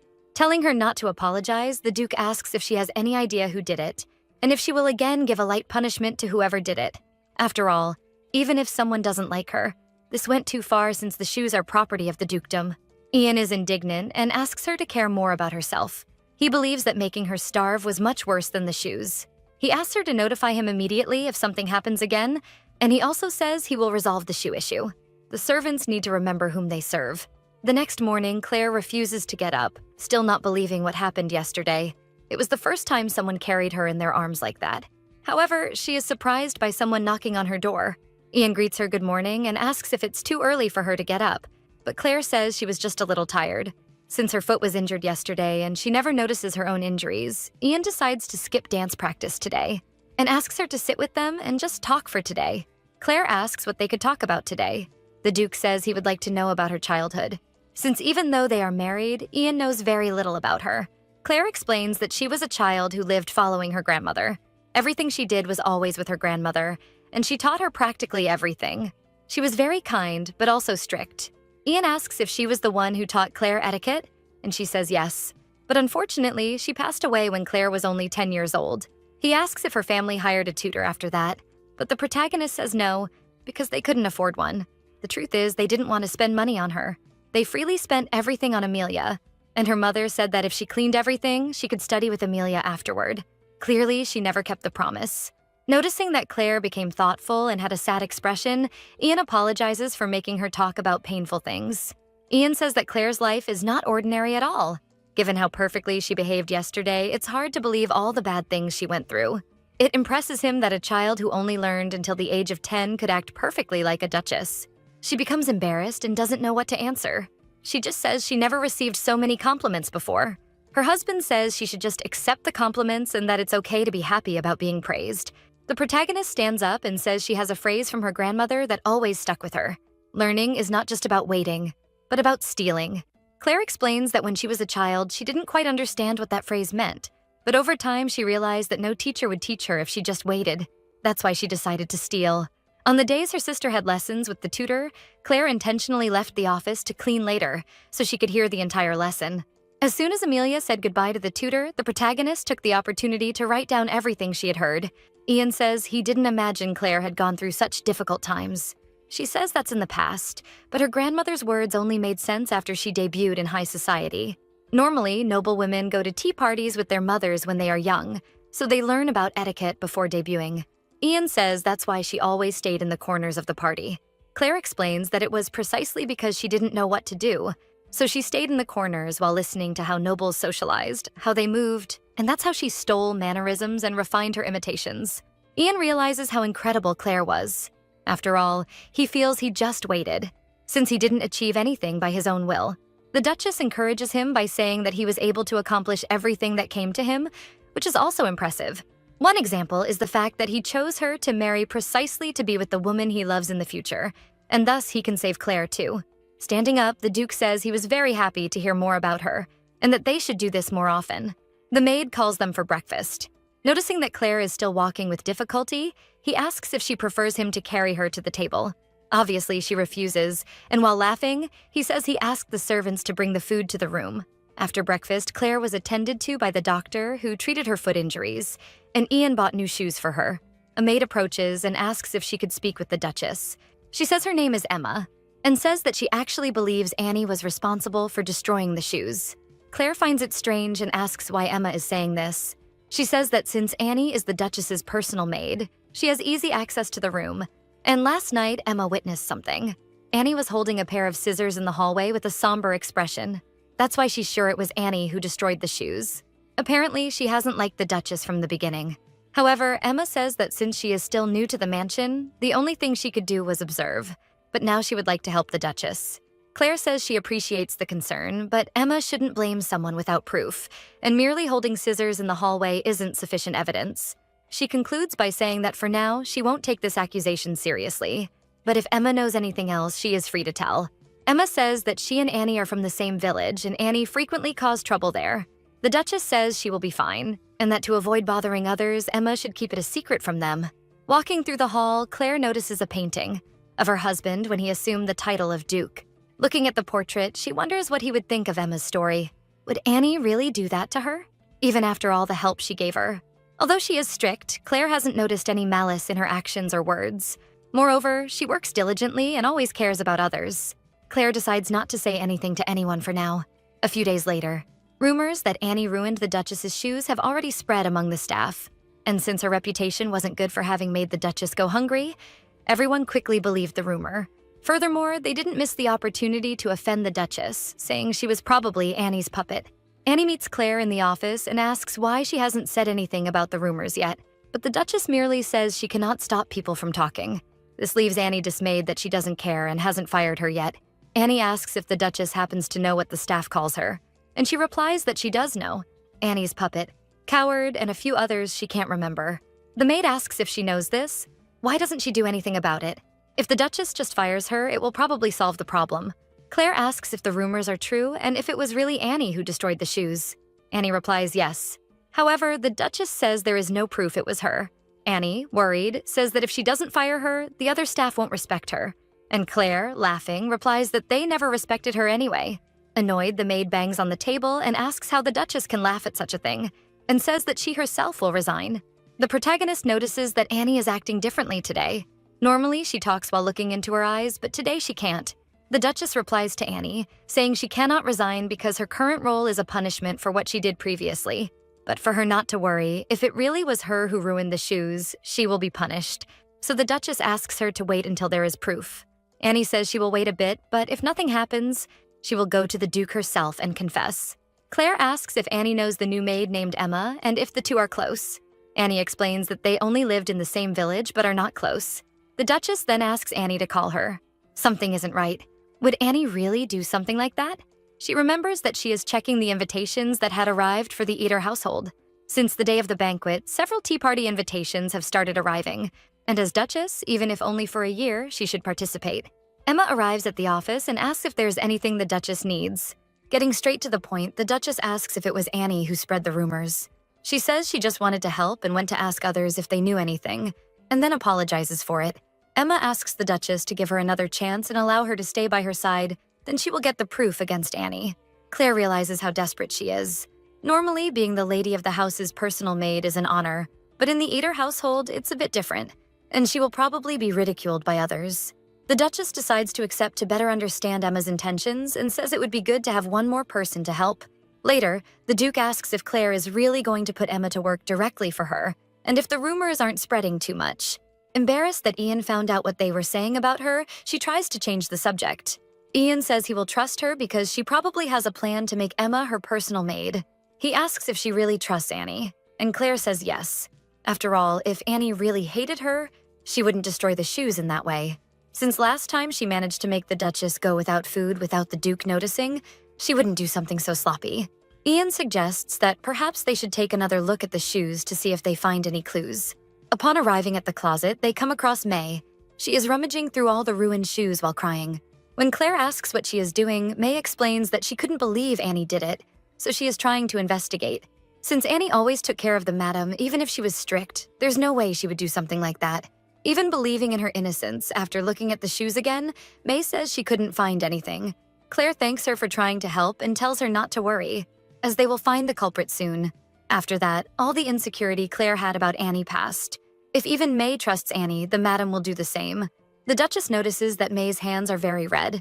She says they were normal yesterday, but today they started to itch and turn red. Ian asks to examine May's hands, and apparently it doesn't seem like a simple case of flaking due to dryness.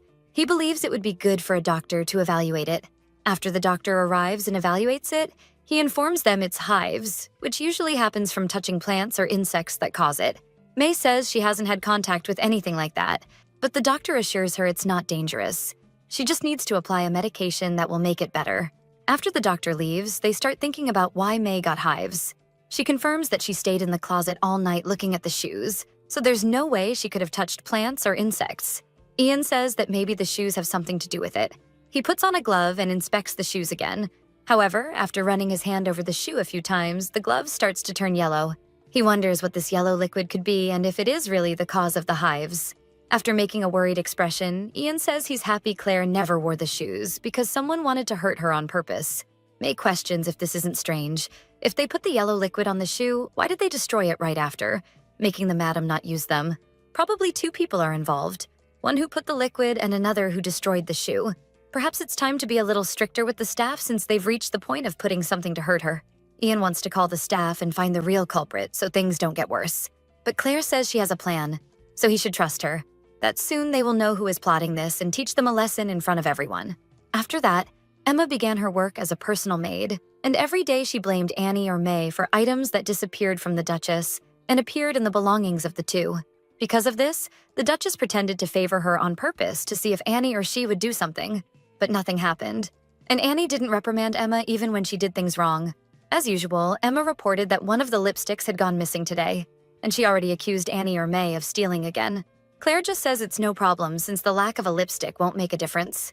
Emma, indignant, says that the Duchess cannot tolerate the two because they are stealing, but Claire says they are just small items that are not worth the stress. However, if, for example, the sapphire necklace she wore the other day went missing, then it wouldn't be so easy to let it go. Hearing this, Emma gives a little smile as if she's about to cause trouble. During breakfast, the Duke asks if Claire will go to an afternoon tea this afternoon. She says yes, that she wants to start gradually to get used to it. And Ian says that in the future she can host her own tea party here at the mansion. Since his mother used to hold several gatherings in the garden to show off her splendid roses, he says that if she wants, he can help Claire practice some conversations beforehand. And he would even call Keith to participate in the practice as well. She realizes that lately they are much closer, and he constantly initiates pleasant conversations during meals, which makes her spend much more time in the dining room than she used to at her parents' house. Someone ends up interrupting their coffee as they run into the room. Shouting, Emma says she has a big problem. The sapphire necklace is gone. In the room, Claire checks that the necklace is indeed gone and asks if anyone happens to remember touching it last. Emma turns to Ian and asks him to allow this to be investigated as quickly as possible. He says it's fine, but that they will be the first to be investigated, as they have more contact with the item. Annie and May agree to the search. After searching Emma and May's room, nothing was found, but as soon as they arrived at Annie's room, upon opening the closet, the necklace was inside. At that very moment, Emma immediately started insulting Annie, saying she deserved to be arrested for stealing the Duchess's belongings. Annie merely agrees and says it was her and that she would accept any punishment, in addition to stating again that she was the one who ruined the shoes. Claire says she is disappointed since they were friends. However, as a last act for their friendship, the protagonist says she has an antidote in her hands. Since things kept disappearing, she put a poison on the necklace to catch the culprit. As it is a slow-acting poison absorbed through the skin, there is still time to take the antidote. However, Annie doesn't need to worry, as Claire set aside a single antidote in case she touched the necklace. Before Annie drinks the antidote, Emma becomes desperate. She takes the antidote from Annie's hand and drinks it without hesitation. Seeing the scene, the Duchess asks Emma to explain such behavior. She says that last night she was worried and touched the necklace, but the excuse won't hold up given her current attitude. Shouting, she says she didn't steal it. After all, the necklace was found among Annie's belongings. Claire calmly tells Emma not to worry. After all, if it was someone else, the symptoms of the poison will start to appear and they will discover the culprit. Annie tells Emma that perhaps it's better to give up and surrender since she lost. Annie tells the Duchess that there's no point in waiting, because even if a lot of time passes, she won't show any symptoms since she didn't touch the necklace. Claire then asks Emma to tell what really happened. She finally admits that she was the one who took the necklace, as Annie was acting superior for being the personal maid, and she couldn't stand the situation anymore. The Duchess then asks Emma one more thing: why her hands are red and inflamed. What happened? Emma starts to think of an excuse. But before she can speak, Claire holds her hand and says it's hives caused by a liquid that was put on the ruined shoes, and Emma's hands had been red from the beginning. Trembling all over, she insists on saying that Annie is to blame for her doing these things. Fed up with the situation, Claire asks the Duke if she can leave the rest to him. He then calls 2 butlers and asks them to take Emma to the dungeon. In shock, she questions why Annie's punishment last time was to work for the madam, and hers is to be imprisoned. Claire explains that the situation was different before. Furthermore, all the words Emma speaks are lies, and so she is removed while screaming. The Duchess looks at Annie, expecting an answer.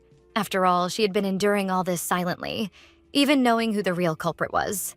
Annie explains that she and Emma are from the same village, and because of that, she owes Emma a debt in her mother's name.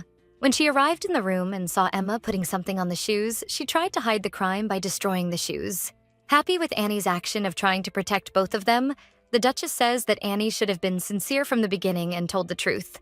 Apologizing, the maid says she was foolish and is ready to receive her punishment. The punishment chosen by the Duchess was that for exactly 1 year, Annie is forbidden from lying to the Duchess. Emotional? The maid cries, while thanking the Duchess for her trust and kindness. May questions how the young lady managed to buy poison to put on the necklace, and it is then that the Duchess reveals that there was never any poison, and she is impressed by how accurate the madam was. Later, in the Duke's office, Annie came to apologize. He says he didn't call her to punish her, but to find out if there are other people in this mansion who still wish Claire harm. After all, even though Annie's words are harsh, she doesn't seem to want the Duchess harm, and in fact seems to even like her. He questions her why she made the Duchess starve before.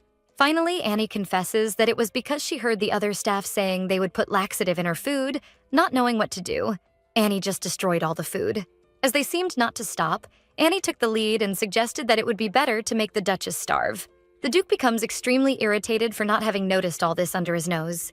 He hands a sheet to Annie and asks her to write down the names of everyone involved in this.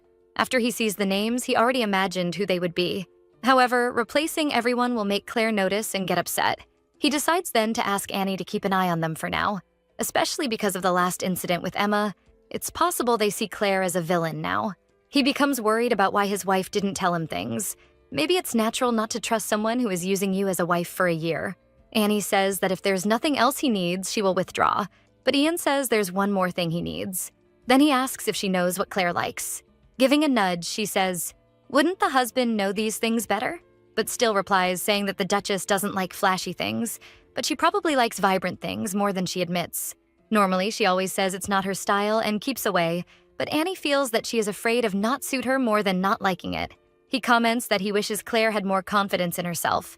Annie comments that there's something that would probably greatly increase the Duchess's confidence. And when he asks what it is, she replies saying it would be his love, filling the Duchess with love and affection. Even not understanding why, Ian feels a great desire to please Claire more and more to see her expression and make her happy.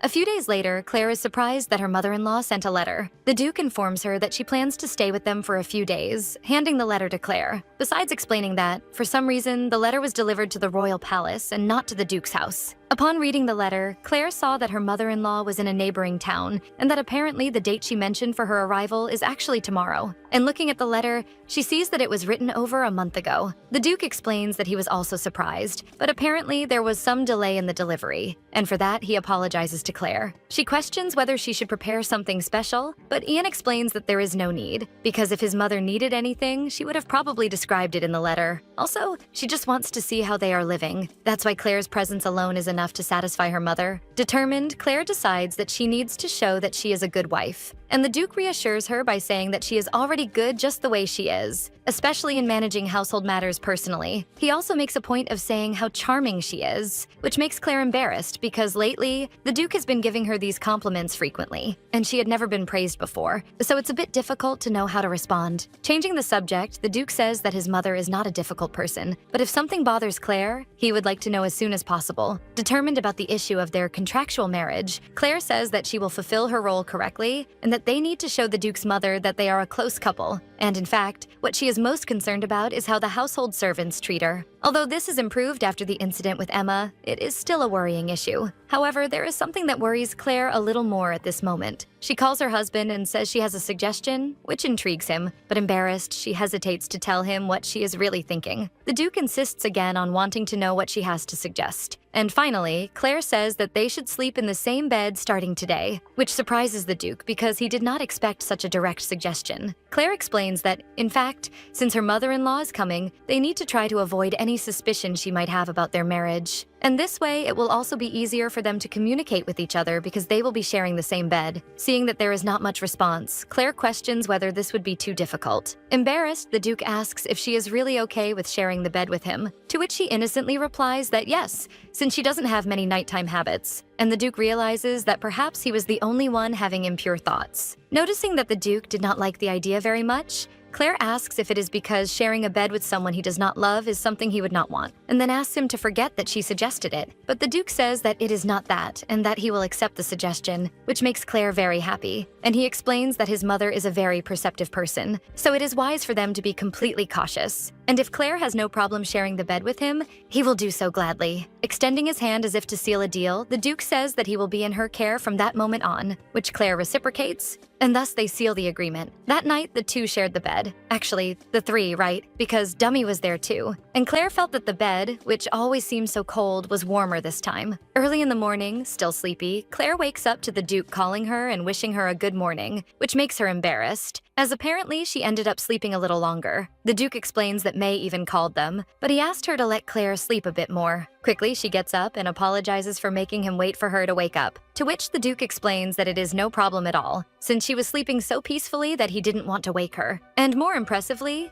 he never imagined that she slept with Dummy. Embarrassed, Claire realizes that she might have ended up sleeping with Dummy all night, when the only intention was for him to be a barrier to protect her from her husband. Yawning, the Duke says that she probably felt very comfortable, and seeing this, Claire asks if he didn't sleep very well. To which the Duke says yes, he slept well, but of course he didn't because he has dark circles under his eyes. She becomes worried that maybe she moved too much during the night and ended up interrupting his sleep, so she needs to be more careful so that this doesn't happen. Obviously, this is not the truth. The Duke was just embarrassed to be sharing the bed with her. As soon as her mother-in-law arrives, she greets Claire and says she is very happy to see her again, which makes Claire quite happy, and she thanks her for the visit. When her mother-in-law asks where Ian is, Claire explains that he has already left for work. Then, the lady apologizes for not being able to attend their wedding, as she had another wedding to attend on the same day, and Claire imagined that this was probably planned by the Duke to avoid any risk of her suspecting something. Worried that her mother-in-law came alone, Claire questions whether her father-in-law wouldn't come along, but she explains that he was very busy, so she came ahead, since if she waited for him to finish work, it might not even be possible for her to meet her daughter-in-law, but she will definitely bring him next time. As the servants begin to take items from the carriage, the Duke's mother already orders them to take them to the room at the end of the hallway on the second floor and another box to take to the guest room, also asking if, by any chance, Claire would be free today, which obviously she has no plans, since the only plan was to host her mother-in-law. Thus, the two decide to go out alone for a walk, with her mother-in-law saying that it has always been her dream to go shopping with her daughter, which touches Claire, as she didn't know her mother-in-law could be so welcoming, and she wonders if perhaps she should have asked Ian for more information about her, since she herself has never gone shopping even with her own mother. So she becomes worried if she will be able to do this in a way that is pleasant for her mother-in-law. Ian's mother explains that shopping with a man is very boring, as they are just there to carry the bags. And even when she asks for an opinion, they just say it looks good and to take it. Agreeing, Claire says that everything must really look very good on her because she is so beautiful. This makes her mother-in-law embarrassed, warning that she doesn't need to flatter her like that. Even so, she is very happy with the compliment. For the first time, Claire realizes how similar her mother-in-law is to the Duke, especially the eyes and when she smiles. The mother-in-law comments that shopping must be very fun for Claire, and that because of this, she even envies the Marchioness Maurice a little for having 2 daughters, so she probably enjoyed that a lot. Of course, our protagonist just smiles, because she knows very well that her mother and sister always go shopping, but she herself was never invited, and just watched the two return full of boxes and new clothes. However, talking about this with her mother-in-law will only make the situation more uncomfortable, so the best thing to do is just to enjoy the shopping day for the first time. Claire informs her mother-in-law that she will do her best and stay by her side as long as she needs. The first shopping stop was at a clothing store. The mother-in-law asks if Claire likes this yellow dress. However, the protagonist is confused. After all, she thought the shopping was for her mother-in-law and not for her. And then the lady explains that she finally got a daughter, so that's why it would be very boring for her to shop just for herself. So they wanted to shop together. And seeing a dress with a nice pink fit, the mother-in-law says that this would probably look very beautiful on Claire. Claire thinks it might be a bit too daring, as it has a deep back, showing quite a bit of skin. And apparently, the whole day was about choosing dresses for Claire, where the mother-in-law had her try on several models. The protagonist explains that even if her mother-in-law buys all these dresses, she doesn't have that many occasions to wear them. The Duke's mother explains that Ian has a slow sense for these things, so it would be important for them to stock up as much as possible. Moreover, it was her dream to shop with a daughter, so she is fulfilling that dream now. The next stop was at the jewelry store. Inside the store, the mother-in-law doesn't stop praising your daughter-in-law and say how happy she is to finally have someone who can be called her daughter. And she even adds, saying that her son,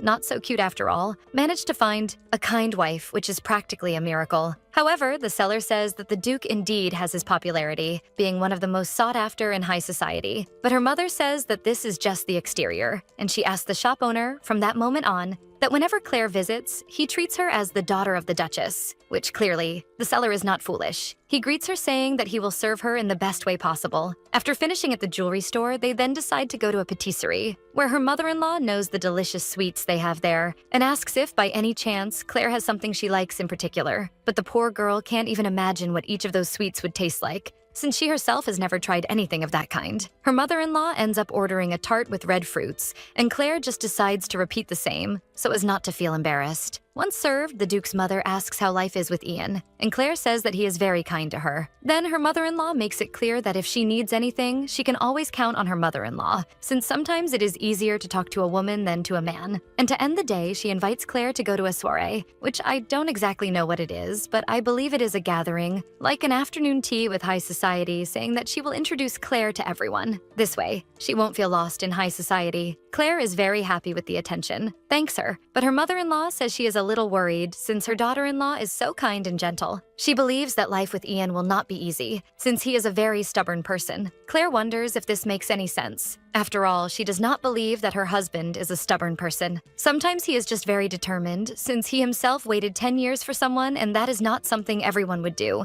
As soon as she tries the tart, she sees how delicious it is. And her mother-in-law, seeing her reaction, says that these tarts are very special and have a different taste. To which Claire says she didn't know something so delicious existed, and her mother-in-law is happy that she is such an honest girl. And since they are talking about honesty, she decides to open up and tell that at first, when she heard that her son arranged a marriage on his own, and even more so at a time when everyone was very busy, she was a little apprehensive. What Claire totally understands, since everything happened so suddenly, and unlike other marriages, most noble marriages require several procedures and steps that were simply skipped. Probably, her mother-in-law expects her to give a plausible explanation of why this happened, so Claire decides to say that she believes that the marriage was so unexpected and quick because of her, since she was not so loved by her family, to the point that she had never gone shopping with her mother before. And this would be the first time she was experiencing so many beautiful and delicious things like these tarts. And for that reason, she believes that he ended up hastening the marriage to take her out of that house that was not very good. And for that, she apologizes if this caused any problem for her mother-in-law. Totally empathetic, her mother-in-law holds Claire's hand and says it must have been very difficult for her,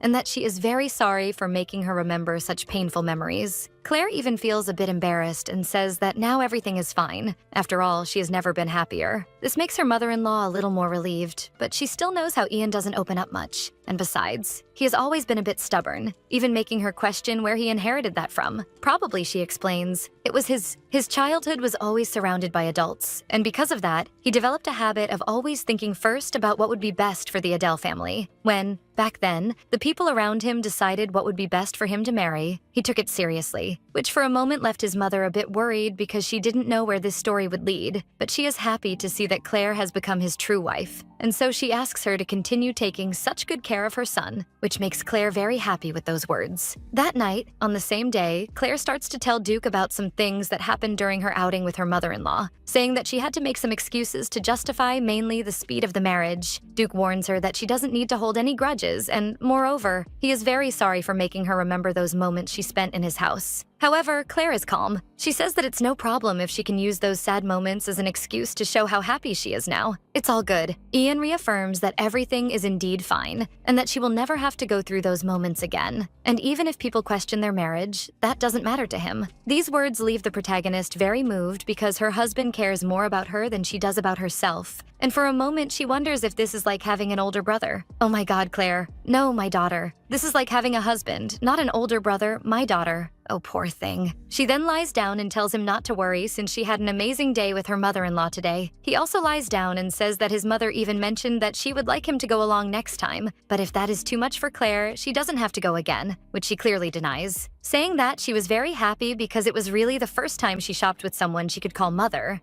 knowing internally that this had always been a wish. That's why she was so happy. Even so, she questions the Duke if she should accept the invitation if her mother-in-law asks again, and he assures her that she should indeed do it, as her mother would love the company. Remembering everything that happened, Claire realized that her mother-in-law accepted her in a very affectionate way, even more than she expected, which made her very happy. But from her words, it seemed that she didn't like the story of the Duke with the princess very much, and if she were to discover the marriage contract they have, all of the Duke's plans would go down the drain. And even though she is an incredible person, Claire only wishes for her husband's happiness. Realizing that he is still awake, she decides to ask if he knew that his mother seems to be a bit against his marriage to the princess, and warns him that she will always be by his side, so he doesn't need to worry about anything. Hearing this leaves the Duke a bit upset, but he doesn't say anything. After all, the poor guy is still trying to understand his feelings for Claire. Finally, the night arrives for the nobility gathering that his mother-in-law invited Claire to attend. She is super happy that the dress they chose that day looks perfect on Claire, and asks what her son thinks about his wife's look. Acting very affectionately, he kisses her forehead and says that she really looks amazing, but questions if it isn't a bit too revealing because of the open back, which his mother-in-law clearly denies, saying that what matters is that it looks perfect on her. Claire questions if it's okay for her to wear this type of dress, since it doesn't seem to match what people are currently wearing in fashion, but her mother-in-law says that it doesn't matter what's in fashion, since Claire is part of the Adele family. So if she wears anything with pride, she doesn't need to follow trends, and instead, she will be the one to set the fashion. Turning to the maid, the mother-in-law decides to choose which accessory Claire will wear today, Since the dress is simpler, the accessories can be bolder. She tries a few, but none seem good enough, until the maid has an idea. The maid's idea was simply to take some flowers from the arrangement and put them in Claire's hair, as if to wrap them around her hair, saying that this would be very elegant. Claire is impressed by the idea, and her mother-in-law says that it really is very beautiful, and that she looks like a princess from a fairy tale. Thus, she orders the other maids to go to the garden to get more flowers to adorn her daughter-in-law's hair. After some time with the leftover flower, the mother-in-law puts the remaining flower in the Duke's pocket, saying that this way it looks absolutely incredible. After all, since they are newlyweds, they should match. However, in my opinion, I didn't really like her hair. I thought it was too many flowers, but that's okay. What matters is that everyone thought it looked very beautiful, and Claire was really feeling like a princess, especially because of her hair and dress. Even feeling embarrassed, she notices that the Duke is happy, so she decides to give her best at this banquet, drawing enough attention for everyone to recognize her. As soon as they arrive at the banquet, everyone is impressed by Claire's presence, and even some women comment that using natural flowers as a hair ornament is really impressive and looks very beautiful on her. Her mother-in-law is super excited, saying that she really has a lovely daughter-in-law, and the women fawning over her say that Claire is the perfect match for the Duke. The Duke approaches and comments that there are still many people for her to introduce herself to, but her mother says that can wait since she wants to introduce her daughter-in-law and not him. Some women comment that the two matching with the flowers is really romantic, and that they are envious. Taking the opportunity, the Duke asks for a moment's permission so that the two can breathe a little. He takes her to the center of the banquet where everyone is dancing, and Claire realizes that it is very clever, because this way he can distance her from the chaos of her mother-in-law's introductions and the other women. Moreover, it can even show how close they are as a couple. The Duke asks if she is tired, saying that they can just dance one song and then go outside for a bit, which Claire clearly appreciates. At that moment, she wonders if he really brought her there concerned about her, even though she was hiding that she was tired from the introductions. But it seems that her husband is really good at figuring out how she feels, which is impressive since he doesn't even care much about the women who are always looking at him, which clearly bothers Claire. Since it is a bit annoying to be dancing with your husband while that bunch of vultures is looking at you like you're meat, waiting for the moment to strike. Therefore, she simply smiles the whole time to not show any signs of weakness. Sometime later, the Duke says that he is now quite tired, which surprises the protagonist, as she didn't know he got tired too. Then Ian explains that he doesn't really like to socialize, and that tires him out more quickly. However, Claire comments that he doesn't seem like the type who doesn't like to socialize, since he is always so well behaved in places, to which he replies that it's not true. Normally, it's quite exhausting, and today, especially, because his mother has a habit of choosing the busiest parties. This makes Claire laugh because, after all, her mother-in-law really loves to chat, and the Duke even worries if this is a bother for her, since his mother is always dragging her around. For a moment, she thinks that maybe he had been anxious all along, and perhaps that anxiety was due to the fear of being exposed for having a false relationship. But she comments that she really enjoyed tonight and heard that he will be returning to the capital soon, which will leave her feeling quite alone. The Duke is impressed by Claire's sincerity, but before he can say anything, she changes the subject, thanking him for being so caring towards her. The Duke says she doesn't need to thank him. After all, they are husband and wife, and that is only natural. Even so, the protagonist somewhat ignores what he said and comments that the fact he used the flower was really important to her because she would have felt embarrassed to wear it alone. And since he wore it and stood by her side, it helped a lot. Thanking him, the Duke says that she can count on him at any moment and then suggests that it's better for them to return inside the banquet before the flowers start to wilt. And Claire agrees, and they continue their night. The next morning, the Duke wakes up, but Claire seems to be sleeping deeply, and he remembers how excited she was, commenting that her mother-in-law really has a very large social circle, but that everyone was very kind, and she had a lot of fun. Therefore, the Duke is happy that she enjoyed herself so much, and doesn't want to wake her since she must be exhausted and is sleeping very peacefully. As soon as he gets up, a servant finds him and starts to say, "Good morning." But he asks her to be quiet and she doesn't understand, so they both start whispering when he informs her that Claire is still sleeping and he would like her to sleep a little longer, which the servant agrees to, saying it's fine and she will wake Miss Claire later. As soon as he arrives at breakfast, he greets his mother, who asks where Claire is. The Duke comments that she is still sleeping and that since his mother has been taking her up and down nonstop, she is probably very tired. His mother says there isn't much to do since she wants to take her to various places and introduce her to many people, especially because Claire doesn't seem very familiar with this. And this way she will be able to make many connections and get used to it while her mother-in-law is around. She also comments that Claire is a great girl, very honest and determined. It's even somewhat hard to believe that she is Mrs. Maurice's daughter, which impresses the Duke, questioning whether his mother has met the Marquise and Marchioness Maurice. His mother comments that she met them when she was younger, but back then she never imagined they would get so deep into debt. The Duke comments that it's even impressive for her to say that, as the Marquis Maurice always seemed like a rather dull person to him. And perhaps, his mother comments, if the eldest son had inherited the family title, they would be in a much better place now, as he was a very talented and popular young man in society, but unfortunately he ended up dying in an accident. The Duke is impressed that he didn't know this information,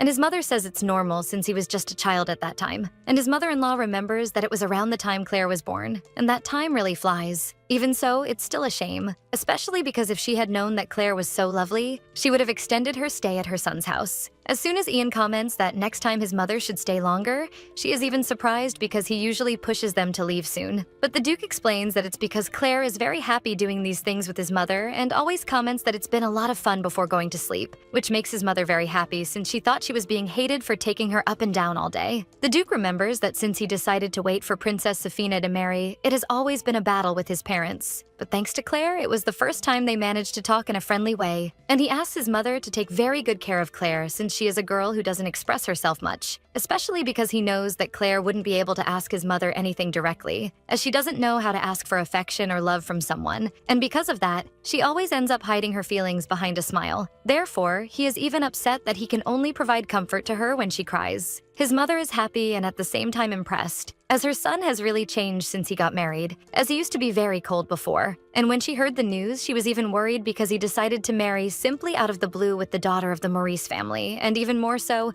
he had the wedding on the day he knew his parents were very busy. And since the Maurice family is practically collapsing into bankruptcy, she was even more worried, thinking that her son would divorce as soon as Princess Sofina returned. The Duke says she doesn't need to worry since he has no intention of separating, and in fact, he knows that now he can no longer part with Claire, even though that was the initial plan. With the time he has spent with her, he has begun to wish that this moment would never end. The problem is that Claire herself has no idea of his feelings and still supports the idea of him marrying the princess in the future. In the Duke's mind, Claire can't even see him as a man, and that's why he doesn't know how to make her fall in love with him, not knowing that the poor girl is already 100% in love. Therefore, he decides to ask his mother how she and his father got together. The next day, as soon as Claire wakes up, she realizes that her husband is no longer in bed and wonders if perhaps she has slept too much again. Maybe she got too excited at the party yesterday and ended up tiring herself more than she imagined, but it was because she was really feeling like the Duchess. However, now that she has felt this kind of happiness, she worries if she will really be able to leave without any regrets. Before she can think too much about it, she remembers that her mother-in-law is leaving today, so she needs to get up quickly and get ready. As soon as she opens the door, she asks May where her mother-in-law is, to which the servant replies that she is getting ready to leave. Then Claire asks where her husband is, and May explains that he has been helping his mother since morning. The protagonist feels somewhat apprehensive, as it should be her doing that, not him. So, trying to get ready as quickly as possible, she asks May to call Annie so they can get her ready as soon as possible. As soon as she is ready, she quickly descends the stairs, finding her mother-in-law and her husband, who suddenly hugs her, wishing her a good morning. Claire is left unsure of what to do at that moment. She has never been hugged before. Will she return the hug? Then, slowly, she puts her arms around her mother-in-law's back, who is very happy about it. Then she asks if Claire slept well, to which she clearly agrees and apologizes for sleeping too much. Joking about the situation, her mother-in-law said that, in fact, they had no urgent plans, and Ian was complaining because she kept taking Claire up and down yesterday, which probably tired her out a lot. The protagonist apologizes and says that she doesn't have very high stamina, but she will do her best to keep up next time. Her mother-in-law is happy and says that next time there are several places she would like to go, and also asks her to understand Ian a little, because he seems stubborn and is not that easy to deal with, but she wishes for Claire to take care of him. The protagonist responds that, in fact, it is she who always causes problems. Her mother-in-law warns that if Ian does anything to mistreat or disrespect her,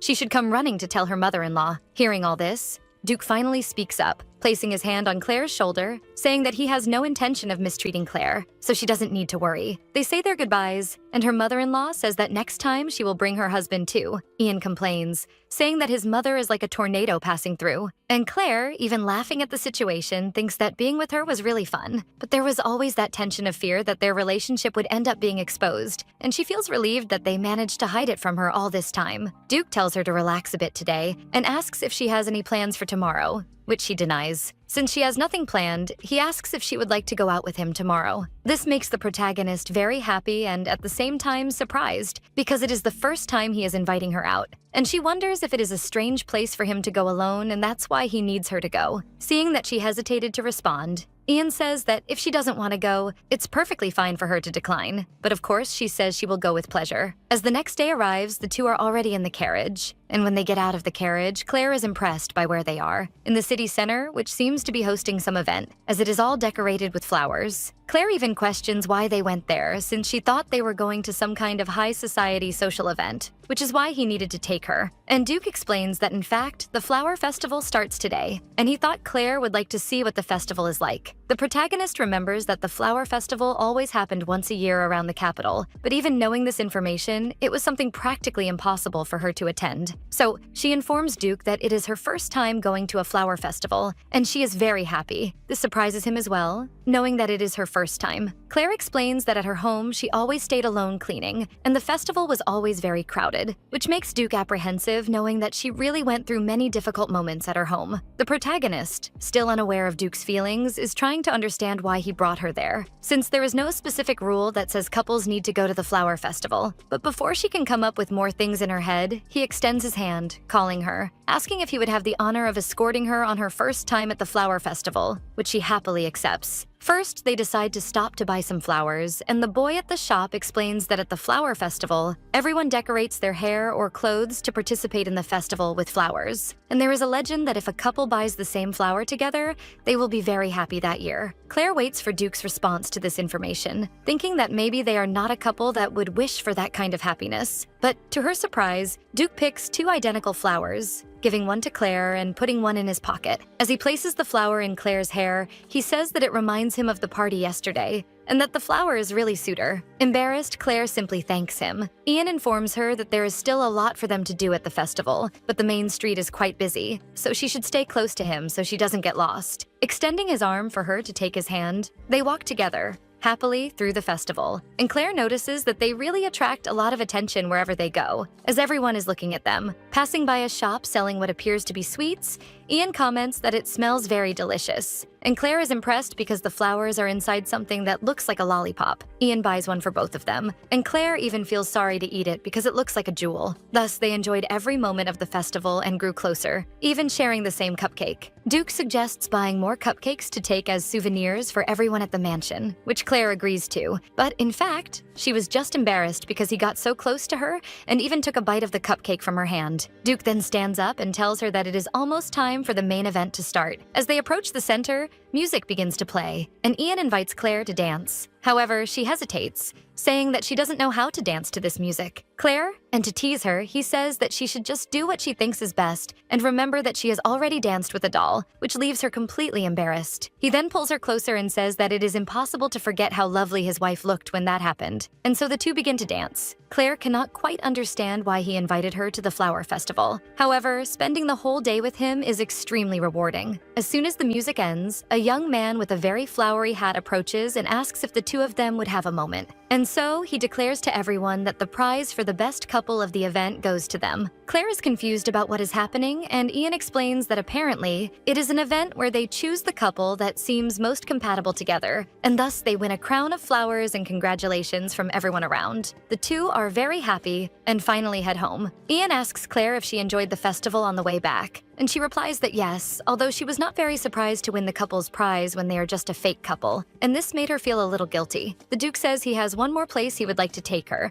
and asks if that is okay with her. Of course she agrees, and they stop at a wonderful location, a park full of flowers, teeming with butterflies. And Ian informs her that this is one of the parks owned by his family. There used to be a mansion in this location, but since it was a bit far from the royal castle, it was moved to another location. Claire is impressed because a park this size must be really difficult to maintain, so she asks why he brought her there. The Duke explains that things have been a bit hectic lately, so he decided to take her to this park for them to have a moment alone. This makes Claire feel embarrassed, but still, she does not believe in his true feelings yet. Ian says that his mother and father used to visit this park several times before they got married, and this was the place where they could spend time together without worrying about what others would say, which makes sense to Claire. After all, they are a very famous family and also very good-looking, so it is normal for them to be recognized everywhere they go. She then asks if this was the place where they fell in love, to which the Duke agrees. And embarrassed, he says that he only heard this story from his mother that morning. In Claire's mind, she is trying to understand why he brought her to this place. If the mother-in-law is already gone, people do not know, only the servants. She cannot imagine that he might actually like her, so she comes to the brilliant conclusion that by bringing her to this place, he is trying to create an image of a happy couple and thus spread rumors. This leaves the Duke very confused. How did she come to that conclusion? But he is very slow and simply says that she is right, all embarrassed. The protagonist then asks if to be more cautious, they should continue sharing the bed for a while longer, which he clearly agrees to, not realizing that they both have not so pure motives. In the following weeks, Claire is impressed that her mother-in-law stayed only a few days, but the impact she made was gigantic. Now, people rarely underestimate her, and everywhere she goes, everyone greets her very kindly. And because of that, she has gotten used to this treatment, until the day came when her sister came to visit her at one of these gatherings. When Claire greets her with a somewhat surprised expression at seeing her, Amelia asks if she, by any chance, forgot about her own sister. And Claire can only notice how extravagant her sister is dressed, probably with the money they got from her wedding. But if they continue like this, they will probably go bankrupt again. To avoid an awkward situation, she replies that it has been a while, and she was just surprised since no one had informed her that her sister would be at this party. Because honestly, if she had known, she wouldn't have gone. Clinging to Claire's arm, Amelia pretends to be the best sister in the world, saying that since her sister got married, she has never visited her house. And because of that, Amelia has been feeling very lonely. But Claire knows that, in fact, Amelia's words are the complete opposite. If she is saying this, it is simply because no one even missed Claire. But with class, she responds that she has just been very busy adjusting to her duties as a duchess, and that is why she hasn't visited her house. To seize the opportunity, Amelia questions whether her sister is managing to adapt. After all, she was very clumsy, and perhaps even her brother-in-law Ian must be having a hard time helping her. Even knowing that her heart aches just hearing her sister's voice, Claire tries to keep smiling and replies that everything is fine, that she does not need her sister's help because that would just be one more worry. But Amelia insists and says that she has been learning from her mother how to manage a region, so she will probably be of great help to her brother-in-law. Poor protagonist cannot even figure out what she should respond. She is in shock, but thankfully everyone shifts their attention with the arrival of the prince, the king's younger brother. All the women are impressed by how handsome he is, and hoping that perhaps they will escort them. As soon as he spots Claire, he approaches to greet her, and she does the same, saying that she did not expect to see him in this place, and in fact, feeling more relieved because now she would not have to deal with Amelia anymore. The prince says he showed up because he was close to the woman hosting the event, and Claire remembers that he indeed has several mistresses who are widows and rarely flirts with the new debutantes. However, with the marriage of one of the main figures of high society, which was Duke Ian, because of that, several young ladies started following the prince more closely. He commented that he had heard his best friend's wife would be present, so he decided to drop by. Amelia didn't miss the chance and introduced herself as Claire's younger sister. The prince replied that for being sisters, they didn't look much alike. All cheerful, Amelia said she took after her mother, while her sister resembled their father more. Then Claire remarked that if he meant she looked dull, he could just say it honestly. She knew the prince didn't mean it in a bad way, but the truth was that Claire didn't resemble her father, grandmother, or mother at all. And if perhaps her eye color looked like someone in the family, maybe her mother would like her more. Interrupting Claire's thoughts, the prince asked if he could have a moment alone with her to walk in the garden. Of course, Amelia wouldn't miss the opportunity and said she had vast knowledge about flowers and would love to accompany them. That made Claire wonder if her sister was also trying something with the prince, but she was quickly rejected when he said he wasn't interested in little girls who still smelled like milk. Moving a bit closer to Claire, he commented that there were some things they would like to talk about regarding the railway and asked if she could spare him a moment of her time. Once they walked away from that jealous girl, the prince commented that her sister was a bit intimidating, and Claire even apologized if she had caused any trouble. He said she didn't need to apologize since he was already used to situations like that, and actually, he should be the one apologizing, as he was using her to his advantage. Claire didn't quite understand what he meant, so he explained that her showing up at the tea party was a big help because she distracted the young ladies who kept staring at him. Then she realized what he meant was just an excuse to get away from the crowd. Looking back, Claire noticed that the young ladies really were gossiping about him. The prince commented that when Ian was single, things were easier. Claire joked, asking if he meant half of that was her fault. And since that was the case, she would take responsibility and be his shield for the day. Laughing, the prince said Claire really fit the role of a duchess. Still, she believed she hadn't changed much. Then the prince said that apparently the fashion trend now was to wear fresh flowers in one's hair like ornaments. And Claire noticed most of the ladies were indeed doing so. She knew that ever since that day with her mother-in-law, more and more people had started wearing those flowers, and the prince said she had created that fashion trend herself, and with that,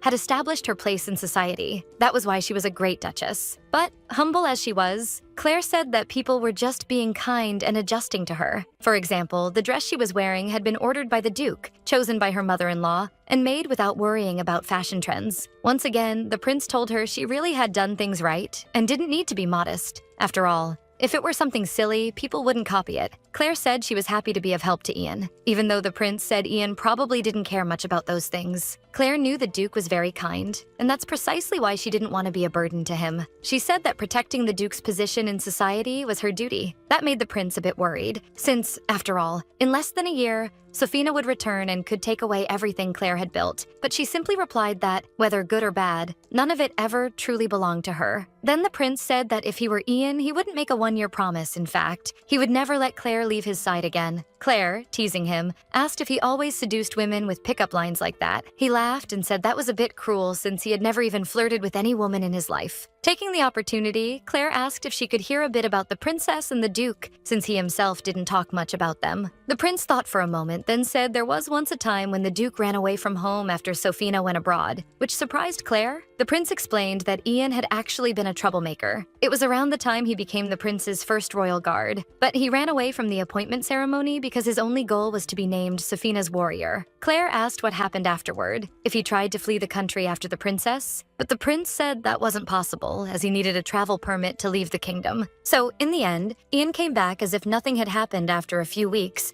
and told her she should ask him for the details since he didn't know much himself. After that, the prince kept telling stories from the Duke's childhood. The four of them had been very close, and among them, the Duke was the oldest but had the lowest status. So he had gone through many difficult situations. After all the stories, they said their goodbyes, and Claire wondered what she should do now that the prince had left. She decided to keep walking around the garden, as it was so beautiful, until she accidentally overheard a conversation. Some young ladies were saying that as soon as the prince saw the Duchess, he went straight to her, and the Duchess acted as if it were completely normal. They said she seemed kind, but was actually a deceitful woman, and maybe the rumors were true that her relationship with the Duke was falling apart, which was why she was trying to switch to the prince. Unsatisfied, the girls continued gossiping, saying that the other day Claire went to the royal palace just to meet the prince, and some even saw them walking together. Another added that the Duke also worked in the palace. How cruel. Things only got worse as they questioned why the Duke would marry such a despicable woman. Maybe the Marquis had forced him, but if that were the case, why not marry off the younger daughter, Amelia? Since the Morris family didn't even have a male heir? Hearing all that, Claire knew they were getting everything wrong. After all, if Amelia had married, Claire would have inherited the family estate, but that had never been the Maurice family's goal. They always wanted Amelia to inherit everything while Claire was just sold off to pay their debts. To make it worse, the girls wouldn't stop gossiping. One said she heard the reason why the older sister didn't inherit the Maurice house was all part of the Duchess's plan, saying she used to wear old torn clothes at parties. One girl asked if it wasn't because the Maurice family was poor, but the other said that didn't make sense, since Amelia was always well-dressed. Even as sisters, the difference in their clothing was obvious. Another commented that Claire dressed that way only to attract the Duke's attention and get close to him. Claire couldn't understand why such ridiculous rumors had spread like that, but the girls were determined to speak ill of her. They even said they had heard that the Duchess lied about being mistreated by her parents and sister and used the Duke to marry into nobility. Tired of hearing all that nonsense, Claire began to walk away. At that moment, she heard Amelia asking if her sister was already leaving. Claire replied that she was tired from being out so long. But of course, her sister loudly remarked that Claire had been so absorbed talking with the prince she hadn't paid attention to any of the other ladies. That was all it took for everyone to start thinking the rumor about Claire trying to win over the prince was true. Claire realized then that Amelia was probably the one who had spread all of it, and she started to panic. What could she do to stop it from spreading further? Amelia then said that if her sister wasn't feeling well, she should really go, and that next time it would be nice to visit her at home. Claire smiled and replied that yes, she would if her husband allowed it. She tried her best to stay calm and keep smiling so no one would notice how anxious she was. That night, still distracted, she was surprised when the Duke called her, saying he had heard she met the prince at the tea party today. Claire was stunned he already knew, and Ian explained that the prince himself had run off bragging about it. He even apologized, saying that because of his friend, she had lost a rare chance to socialize with high society. But Claire said no. She was actually glad to see him. There were so many people that she became nervous, and he helped her. However, still shaken from the day, she stood up and said she was very tired and wanted to rest, which he accepted, not understanding. Claire lay down almost in a fetal position, hugging the dummy when she heard Ian knock on the door asking if he could come in. Of course, she agreed and asked what happened, but he appeared looking all charming, holding 2 wine glasses and a bottle, asking if she wanted to drink a little. Pretending casual intentions, he said he had received that wine as a gift. It looked delicious, and thought it would be a shame to drink it alone. Seeing Claire hesitate, the Duke asked if it bothered her, but actually, he had noticed she seemed strange that day. Claire replied that it was fine. She just wasn't very resistant to alcohol, but since it was with him, she didn't mind. She was impressed that even though she tried to act naturally, Ian still noticed something was wrong. Sitting together, Claire mentioned she heard he once ran away from home, saying the prince told her that story. The Duke said it was fine. Everyone already knew since he had skipped his royal guard inauguration ceremony. He explained it was just a youthful story he acted impulsively and went to a coastal city. Claire asked if he went alone and Ian said of course, since if someone had gone with him, they would have stopped him from doing something so foolish. She got excited,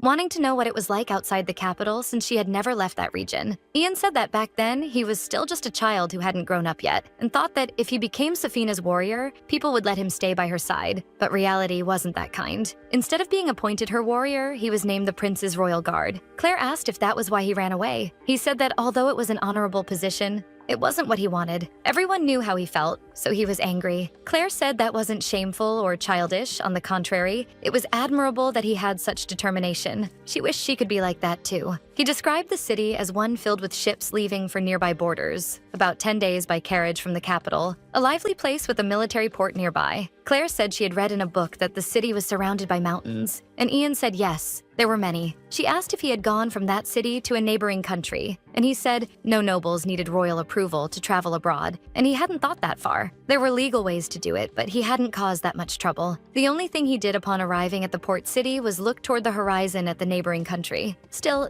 he didn't want to go home. He bought that wine at a nearby market, which impressed Claire since it wasn't an expensive one, and Ian explained he had bought a cheap wine just to get drunk. That day, he wandered around looking for a place with a good view of the other country and found a small inn by a river. It was a fairly large inn, 3 stories high, with an incredible view, and it was cheap. The only rooms available were in the middle of the 3rd floor. When he stepped onto the balcony, the view of the neighboring country was perfect. Claire asked if he drank the wine there, and he agreed. Ian said that in that city, he wasn't the Duke's heir, nor the prince's royal guard. All his life in the capital, he had felt important. For the first time, it felt good to realize he wasn't that special. Changing the subject slightly, Claire asked if the sea was really as blue as in the paintings. Ian said yes. It was blue, but also had shades of red when the sun set, which made her excited to see it someday herself. Maybe when her contract with the Duke ended, she could move to such a city with the money she'd receive, saying goodbye to high society for good. Ian mentioned that the Ader family had an estate with a sea view, and if she liked, they could spend some time there. But Claire knew that day would never come. It took too long to travel there, and by the time they could plan, the contract would likely be over. Finishing his story, Ian said it was rather boring. But Claire disagreed, saying that thanks to him, she felt as if she had experienced it all. Then, placing his hand on her face, Ian said that was his story. And now it was her turn to tell hers, asking what had happened today to make her look so sad. He said she didn't have to tell him, but if he could help in any way, he'd be glad. Claire was stunned. It was as if he knew everything. Maybe what she heard today would have to be told to him someday anyway, because it would be worse if he found out from someone else. When she told him about the gossip she had heard, Ian was confused. What did she mean? She was after the prince? Claire said it was a meaningless rumor, but she was worried it could cause trouble for both of them. The Duke reassured her it was fine. After all, his friend even enjoyed a bad reputation and felt that gossip was like a medal of honor. But Claire said she was worried about the Duke's family. He then asked her directly if there was any truth to the rumor, and she firmly said no. She had never thought about the prince, not even after the contract ended. Still, just talking about it made her tremble. She knew how hard it would be to get rid of those rumors. The Duke asked why she said that, and Claire explained that the source of the rumors was probably her sister, who was trying to isolate her from high society because she hated her and couldn't stand seeing Claire with anyone by her side. Taking the wine from her hands, the Duke said he couldn't understand her. At one moment, she was determined, solving much bigger problems as the Duchess without even blinking, and the next, she was trembling with anxiety. So who was the real Claire? That made her wonder too. She had never thought about it, because if she ever showed even a small weakness, the rug could be pulled from under her. That was the world she had always lived in. Answering him, she said that even she didn't know the answer. He said that someone as smart as her could easily deal with a small rumor her sister created. But Claire said that ever since she was little, she had always been weak with her family. Maybe enduring it for so long had become a habit. Even though she knew her family never loved her, she always dreamed of having a loving family, and maybe held a small hope that if she were useful somehow, they would finally accept her. Before she could finish, the Duke pulled her into his arms, hugging her. Caught off guard, Claire tried to pull away, but Ian told her she didn't have to force a smile, and pulling her close again, said it was okay to cry when she was sad. Claire tried to hold back her tears because she knew crying wouldn't solve anything, but for some reason, she couldn't control herself. Ian held her hands, telling her not to rub her eyes like that and just let the tears fall. But all Claire could think was that she had to do everything she could to stop crying and not be a bother. She apologized with a smile, saying she didn't even know why she was crying. Ian told her that crying was a way to ease emotions, and that alone was reason enough. Pulling her close again, he said he would lend her his shoulder whenever she needed it, which only made her cry even harder, uncontrollably, thinking that she was sorry, but just for today, she wanted to accept his kindness. After a while of crying, Claire finally calms down and, embarrassed, steps away from the Duke, apologizing. However, he says it's all right, that he usually sleeps late, so there's no problem at all. He also warns her that she should rest more, as her eyes are all red and swollen. If she doesn't do that, May and Annie will probably be very worried. Claire apologizes for the night and says she will do something about the rumors, but the Duke prefers that she leaves it to him, as he has a great idea. Normally, rumors are interpreted in the way that is most convenient for the person spreading the rumor, and because of that, he is doing this for his sister. The fact of whether it's true or not doesn't matter, and probably people will be more interested if there's something more interesting than the truth. Instead of everyone commenting that Claire is a happy duchess, the fact that she is excluded and desperately trying to pursue the prince is much more interesting for gossip. Therefore, they need to make it even more interesting for things to start spreading in their favor. The Duke then asks Claire to continue her life normally, attending parties, going shopping, and even if the prince talks to her, she should act normal. Claire is worried because if she is seen talking to the prince again, it might worsen the rumors even more. But the Duke makes it clear that this is part of his plan, and the bigger the rumor gets, the bigger the twist will be when everything becomes clear. So, she just needs to pretend that she is handling all this gossip. Even though Claire doesn't quite understand what Ian's plan is, she decides to trust him and just follow what he is saying. Still, to try to comfort her, he says that she doesn't need to be so tense about it. Just be confident, since she hasn't done anything wrong. But the poor girl is so in love that the only thing she can think about is that every time he strokes her hair with his hands, it makes her heart warm and gives her a feeling of security. Finally, the Duke asks what Claire wants him to do with the woman who made her suffer so much. Perhaps he could even steal the title from Marquis Maurice and give it to Claire. Upon further thought, maybe that would be a bit tedious, since Claire has endured for so many years and is still having to endure more humiliation. The Duke keeps trying to think of a way to take revenge, which makes Claire see a new side of him, as he is usually very kind and affectionate. She has never seen him make an expression like that. He is probably someone you wouldn't want as your enemy. And as soon as she calls him by name, he returns with his nice and gentle face. The protagonist says that she just needs the rumors to stop so he doesn't need to worry about revenge. But the Duke thinks that if he just does that, Amelia will surely do something again. And if she wants revenge, the ideal would be for Claire to manage to deal with Amelia in a way that she could no longer affect her. But the silly girl feels sorry and thinks she shouldn't be so cruel to her sister. She then decides to say that she just prefers her sister to behave for now. And Ian praises how kind, or perhaps even a bit silly, Claire is. Claire probably believes that her sister will remain silent if she undergoes some painful experience. After all, she is not stupid. The Duke, still unconvinced, says he understands. But Claire was treated very poorly when she was with them, and she believes that just marrying him was enough to take her revenge on her family, especially since Duke Ian was the person Amelia admired and desired the most. And he was stolen by the sister she hates so much, always having all the love from their parents, beautiful clothes, friends, everything. Even so, Amelia never forgave Claire for anything, not even for a moment of happiness she had. Seeing that there was no way around it, the Duke just says it's fine. This time, he will only teach Amelia a lesson and nothing more. The protagonist even jokes, commenting that he seems like a villain. And the Duke says that, in fact, the man named Ian Adder was never a good person, and destroying a household is not something difficult for him. Claire doesn't quite agree, as the rumors are that he is a good-hearted person who married a fallen noblewoman out of sympathy. He comments that, in fact, for the sake of the wife he loves,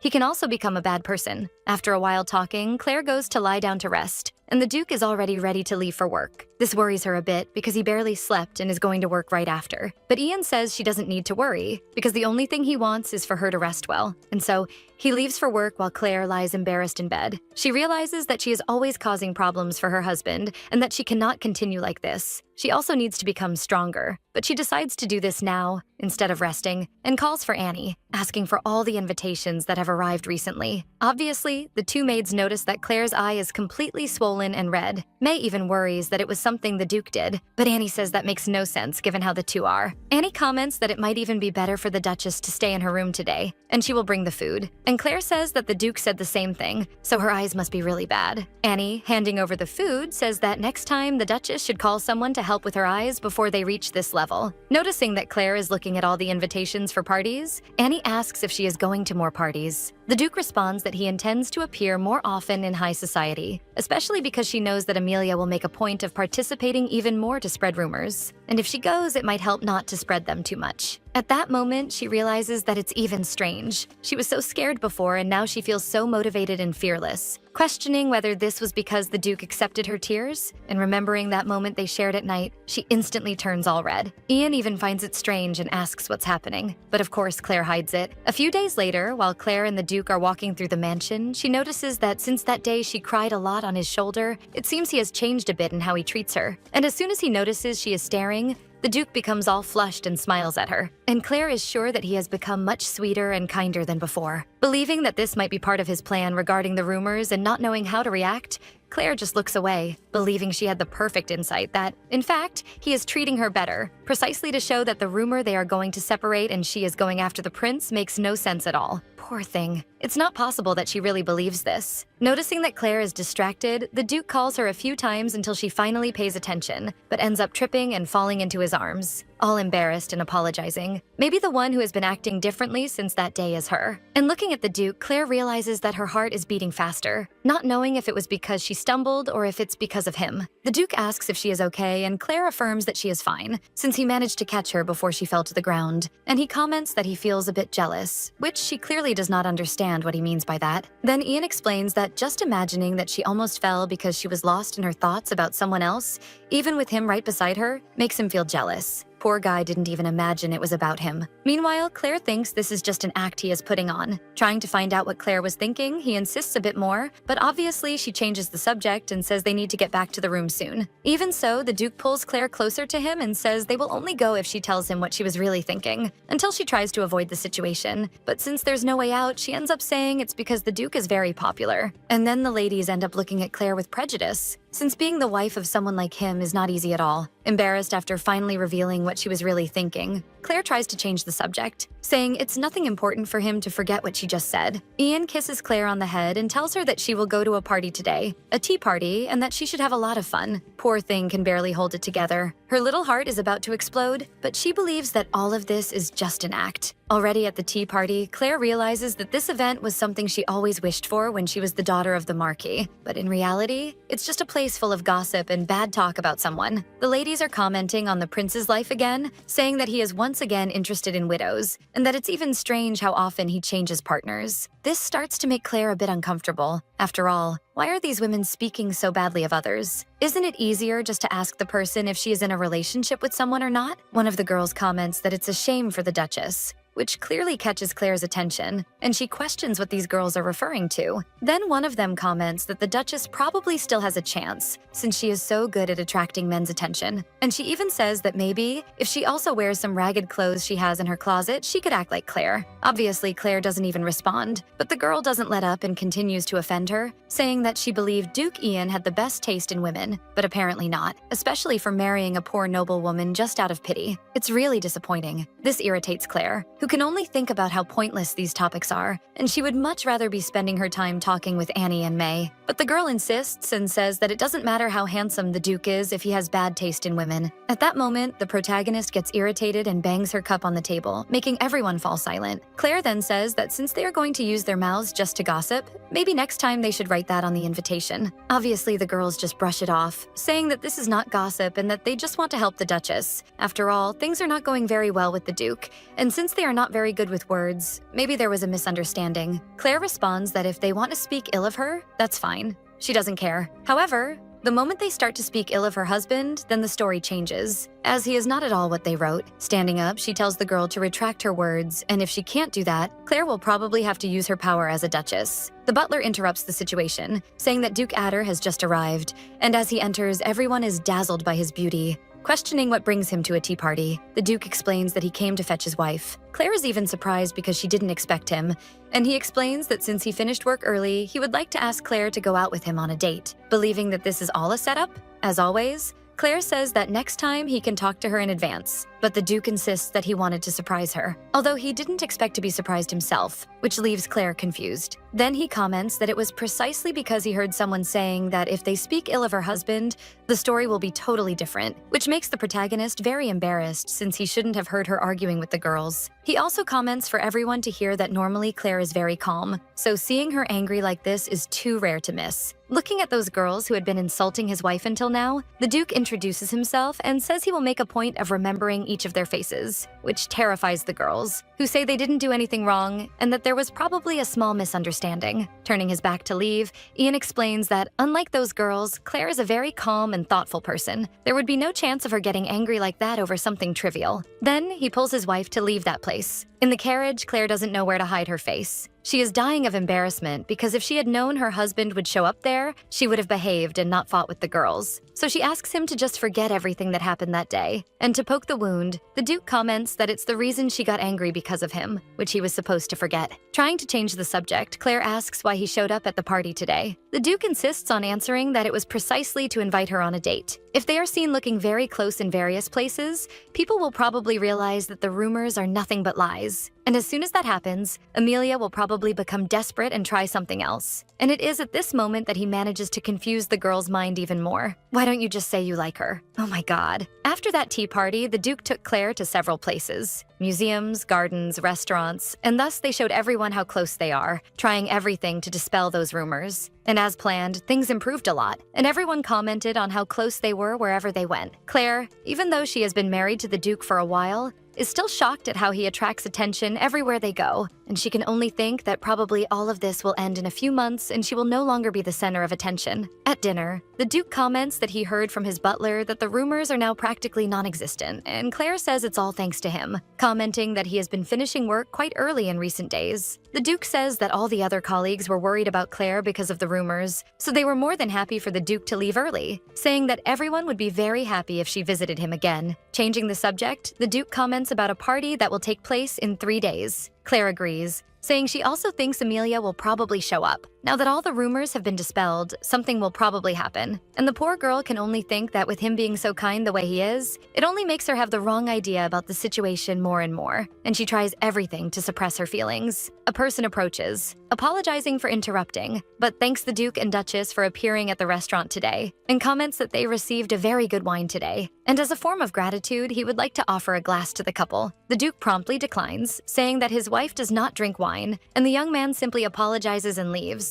Claire is impressed that the Duke said this and questions why he thinks she doesn't like wine. Even though he is not 100% wrong, she never said she didn't like it, but Ian says that just by observing her, he realized that she really doesn't like it, and says that if he likes it, even if she doesn't, it could be served. But as he is a great gentleman, he says that if she doesn't even like the smell, he wouldn't want to ruin dinner because of that. This leaves Claire impressed because he knows even that, and surely many women would have the wrong impression if they were in her place. Remembering her sister, who was obsessed with the Duke, and how she hated that Claire was treated specially since Amelia took everything that belonged to her sister. The only thing that still remained was her grandmother's ring. However, it is almost funny that no matter how hard Amelia tries, she will never be able to take the Duke away from Claire, since his heart never belonged to her but to the princess, which makes her more worried, thinking that when the princess returns from her trip, she might start to have the wrong idea about their relationship, since now the rumors are that they are very close. The Duke, noticing that she is distracted again, says that she doesn't need to worry about the party, as he is sure everything will go well. Claire agrees, but inside she has a strange feeling that she doesn't know if it's due to anxiety or a feeling of alert. However, she will trust her husband that everything will turn out fine. And that's it, folks. That was today's story. In fact, a continuation of the story. I hope you enjoyed it. I will wait to release a few more chapters to bring you another part. And I would like to know in the comments what you think if you are enjoying the story. if you think the romance between the two is too slow.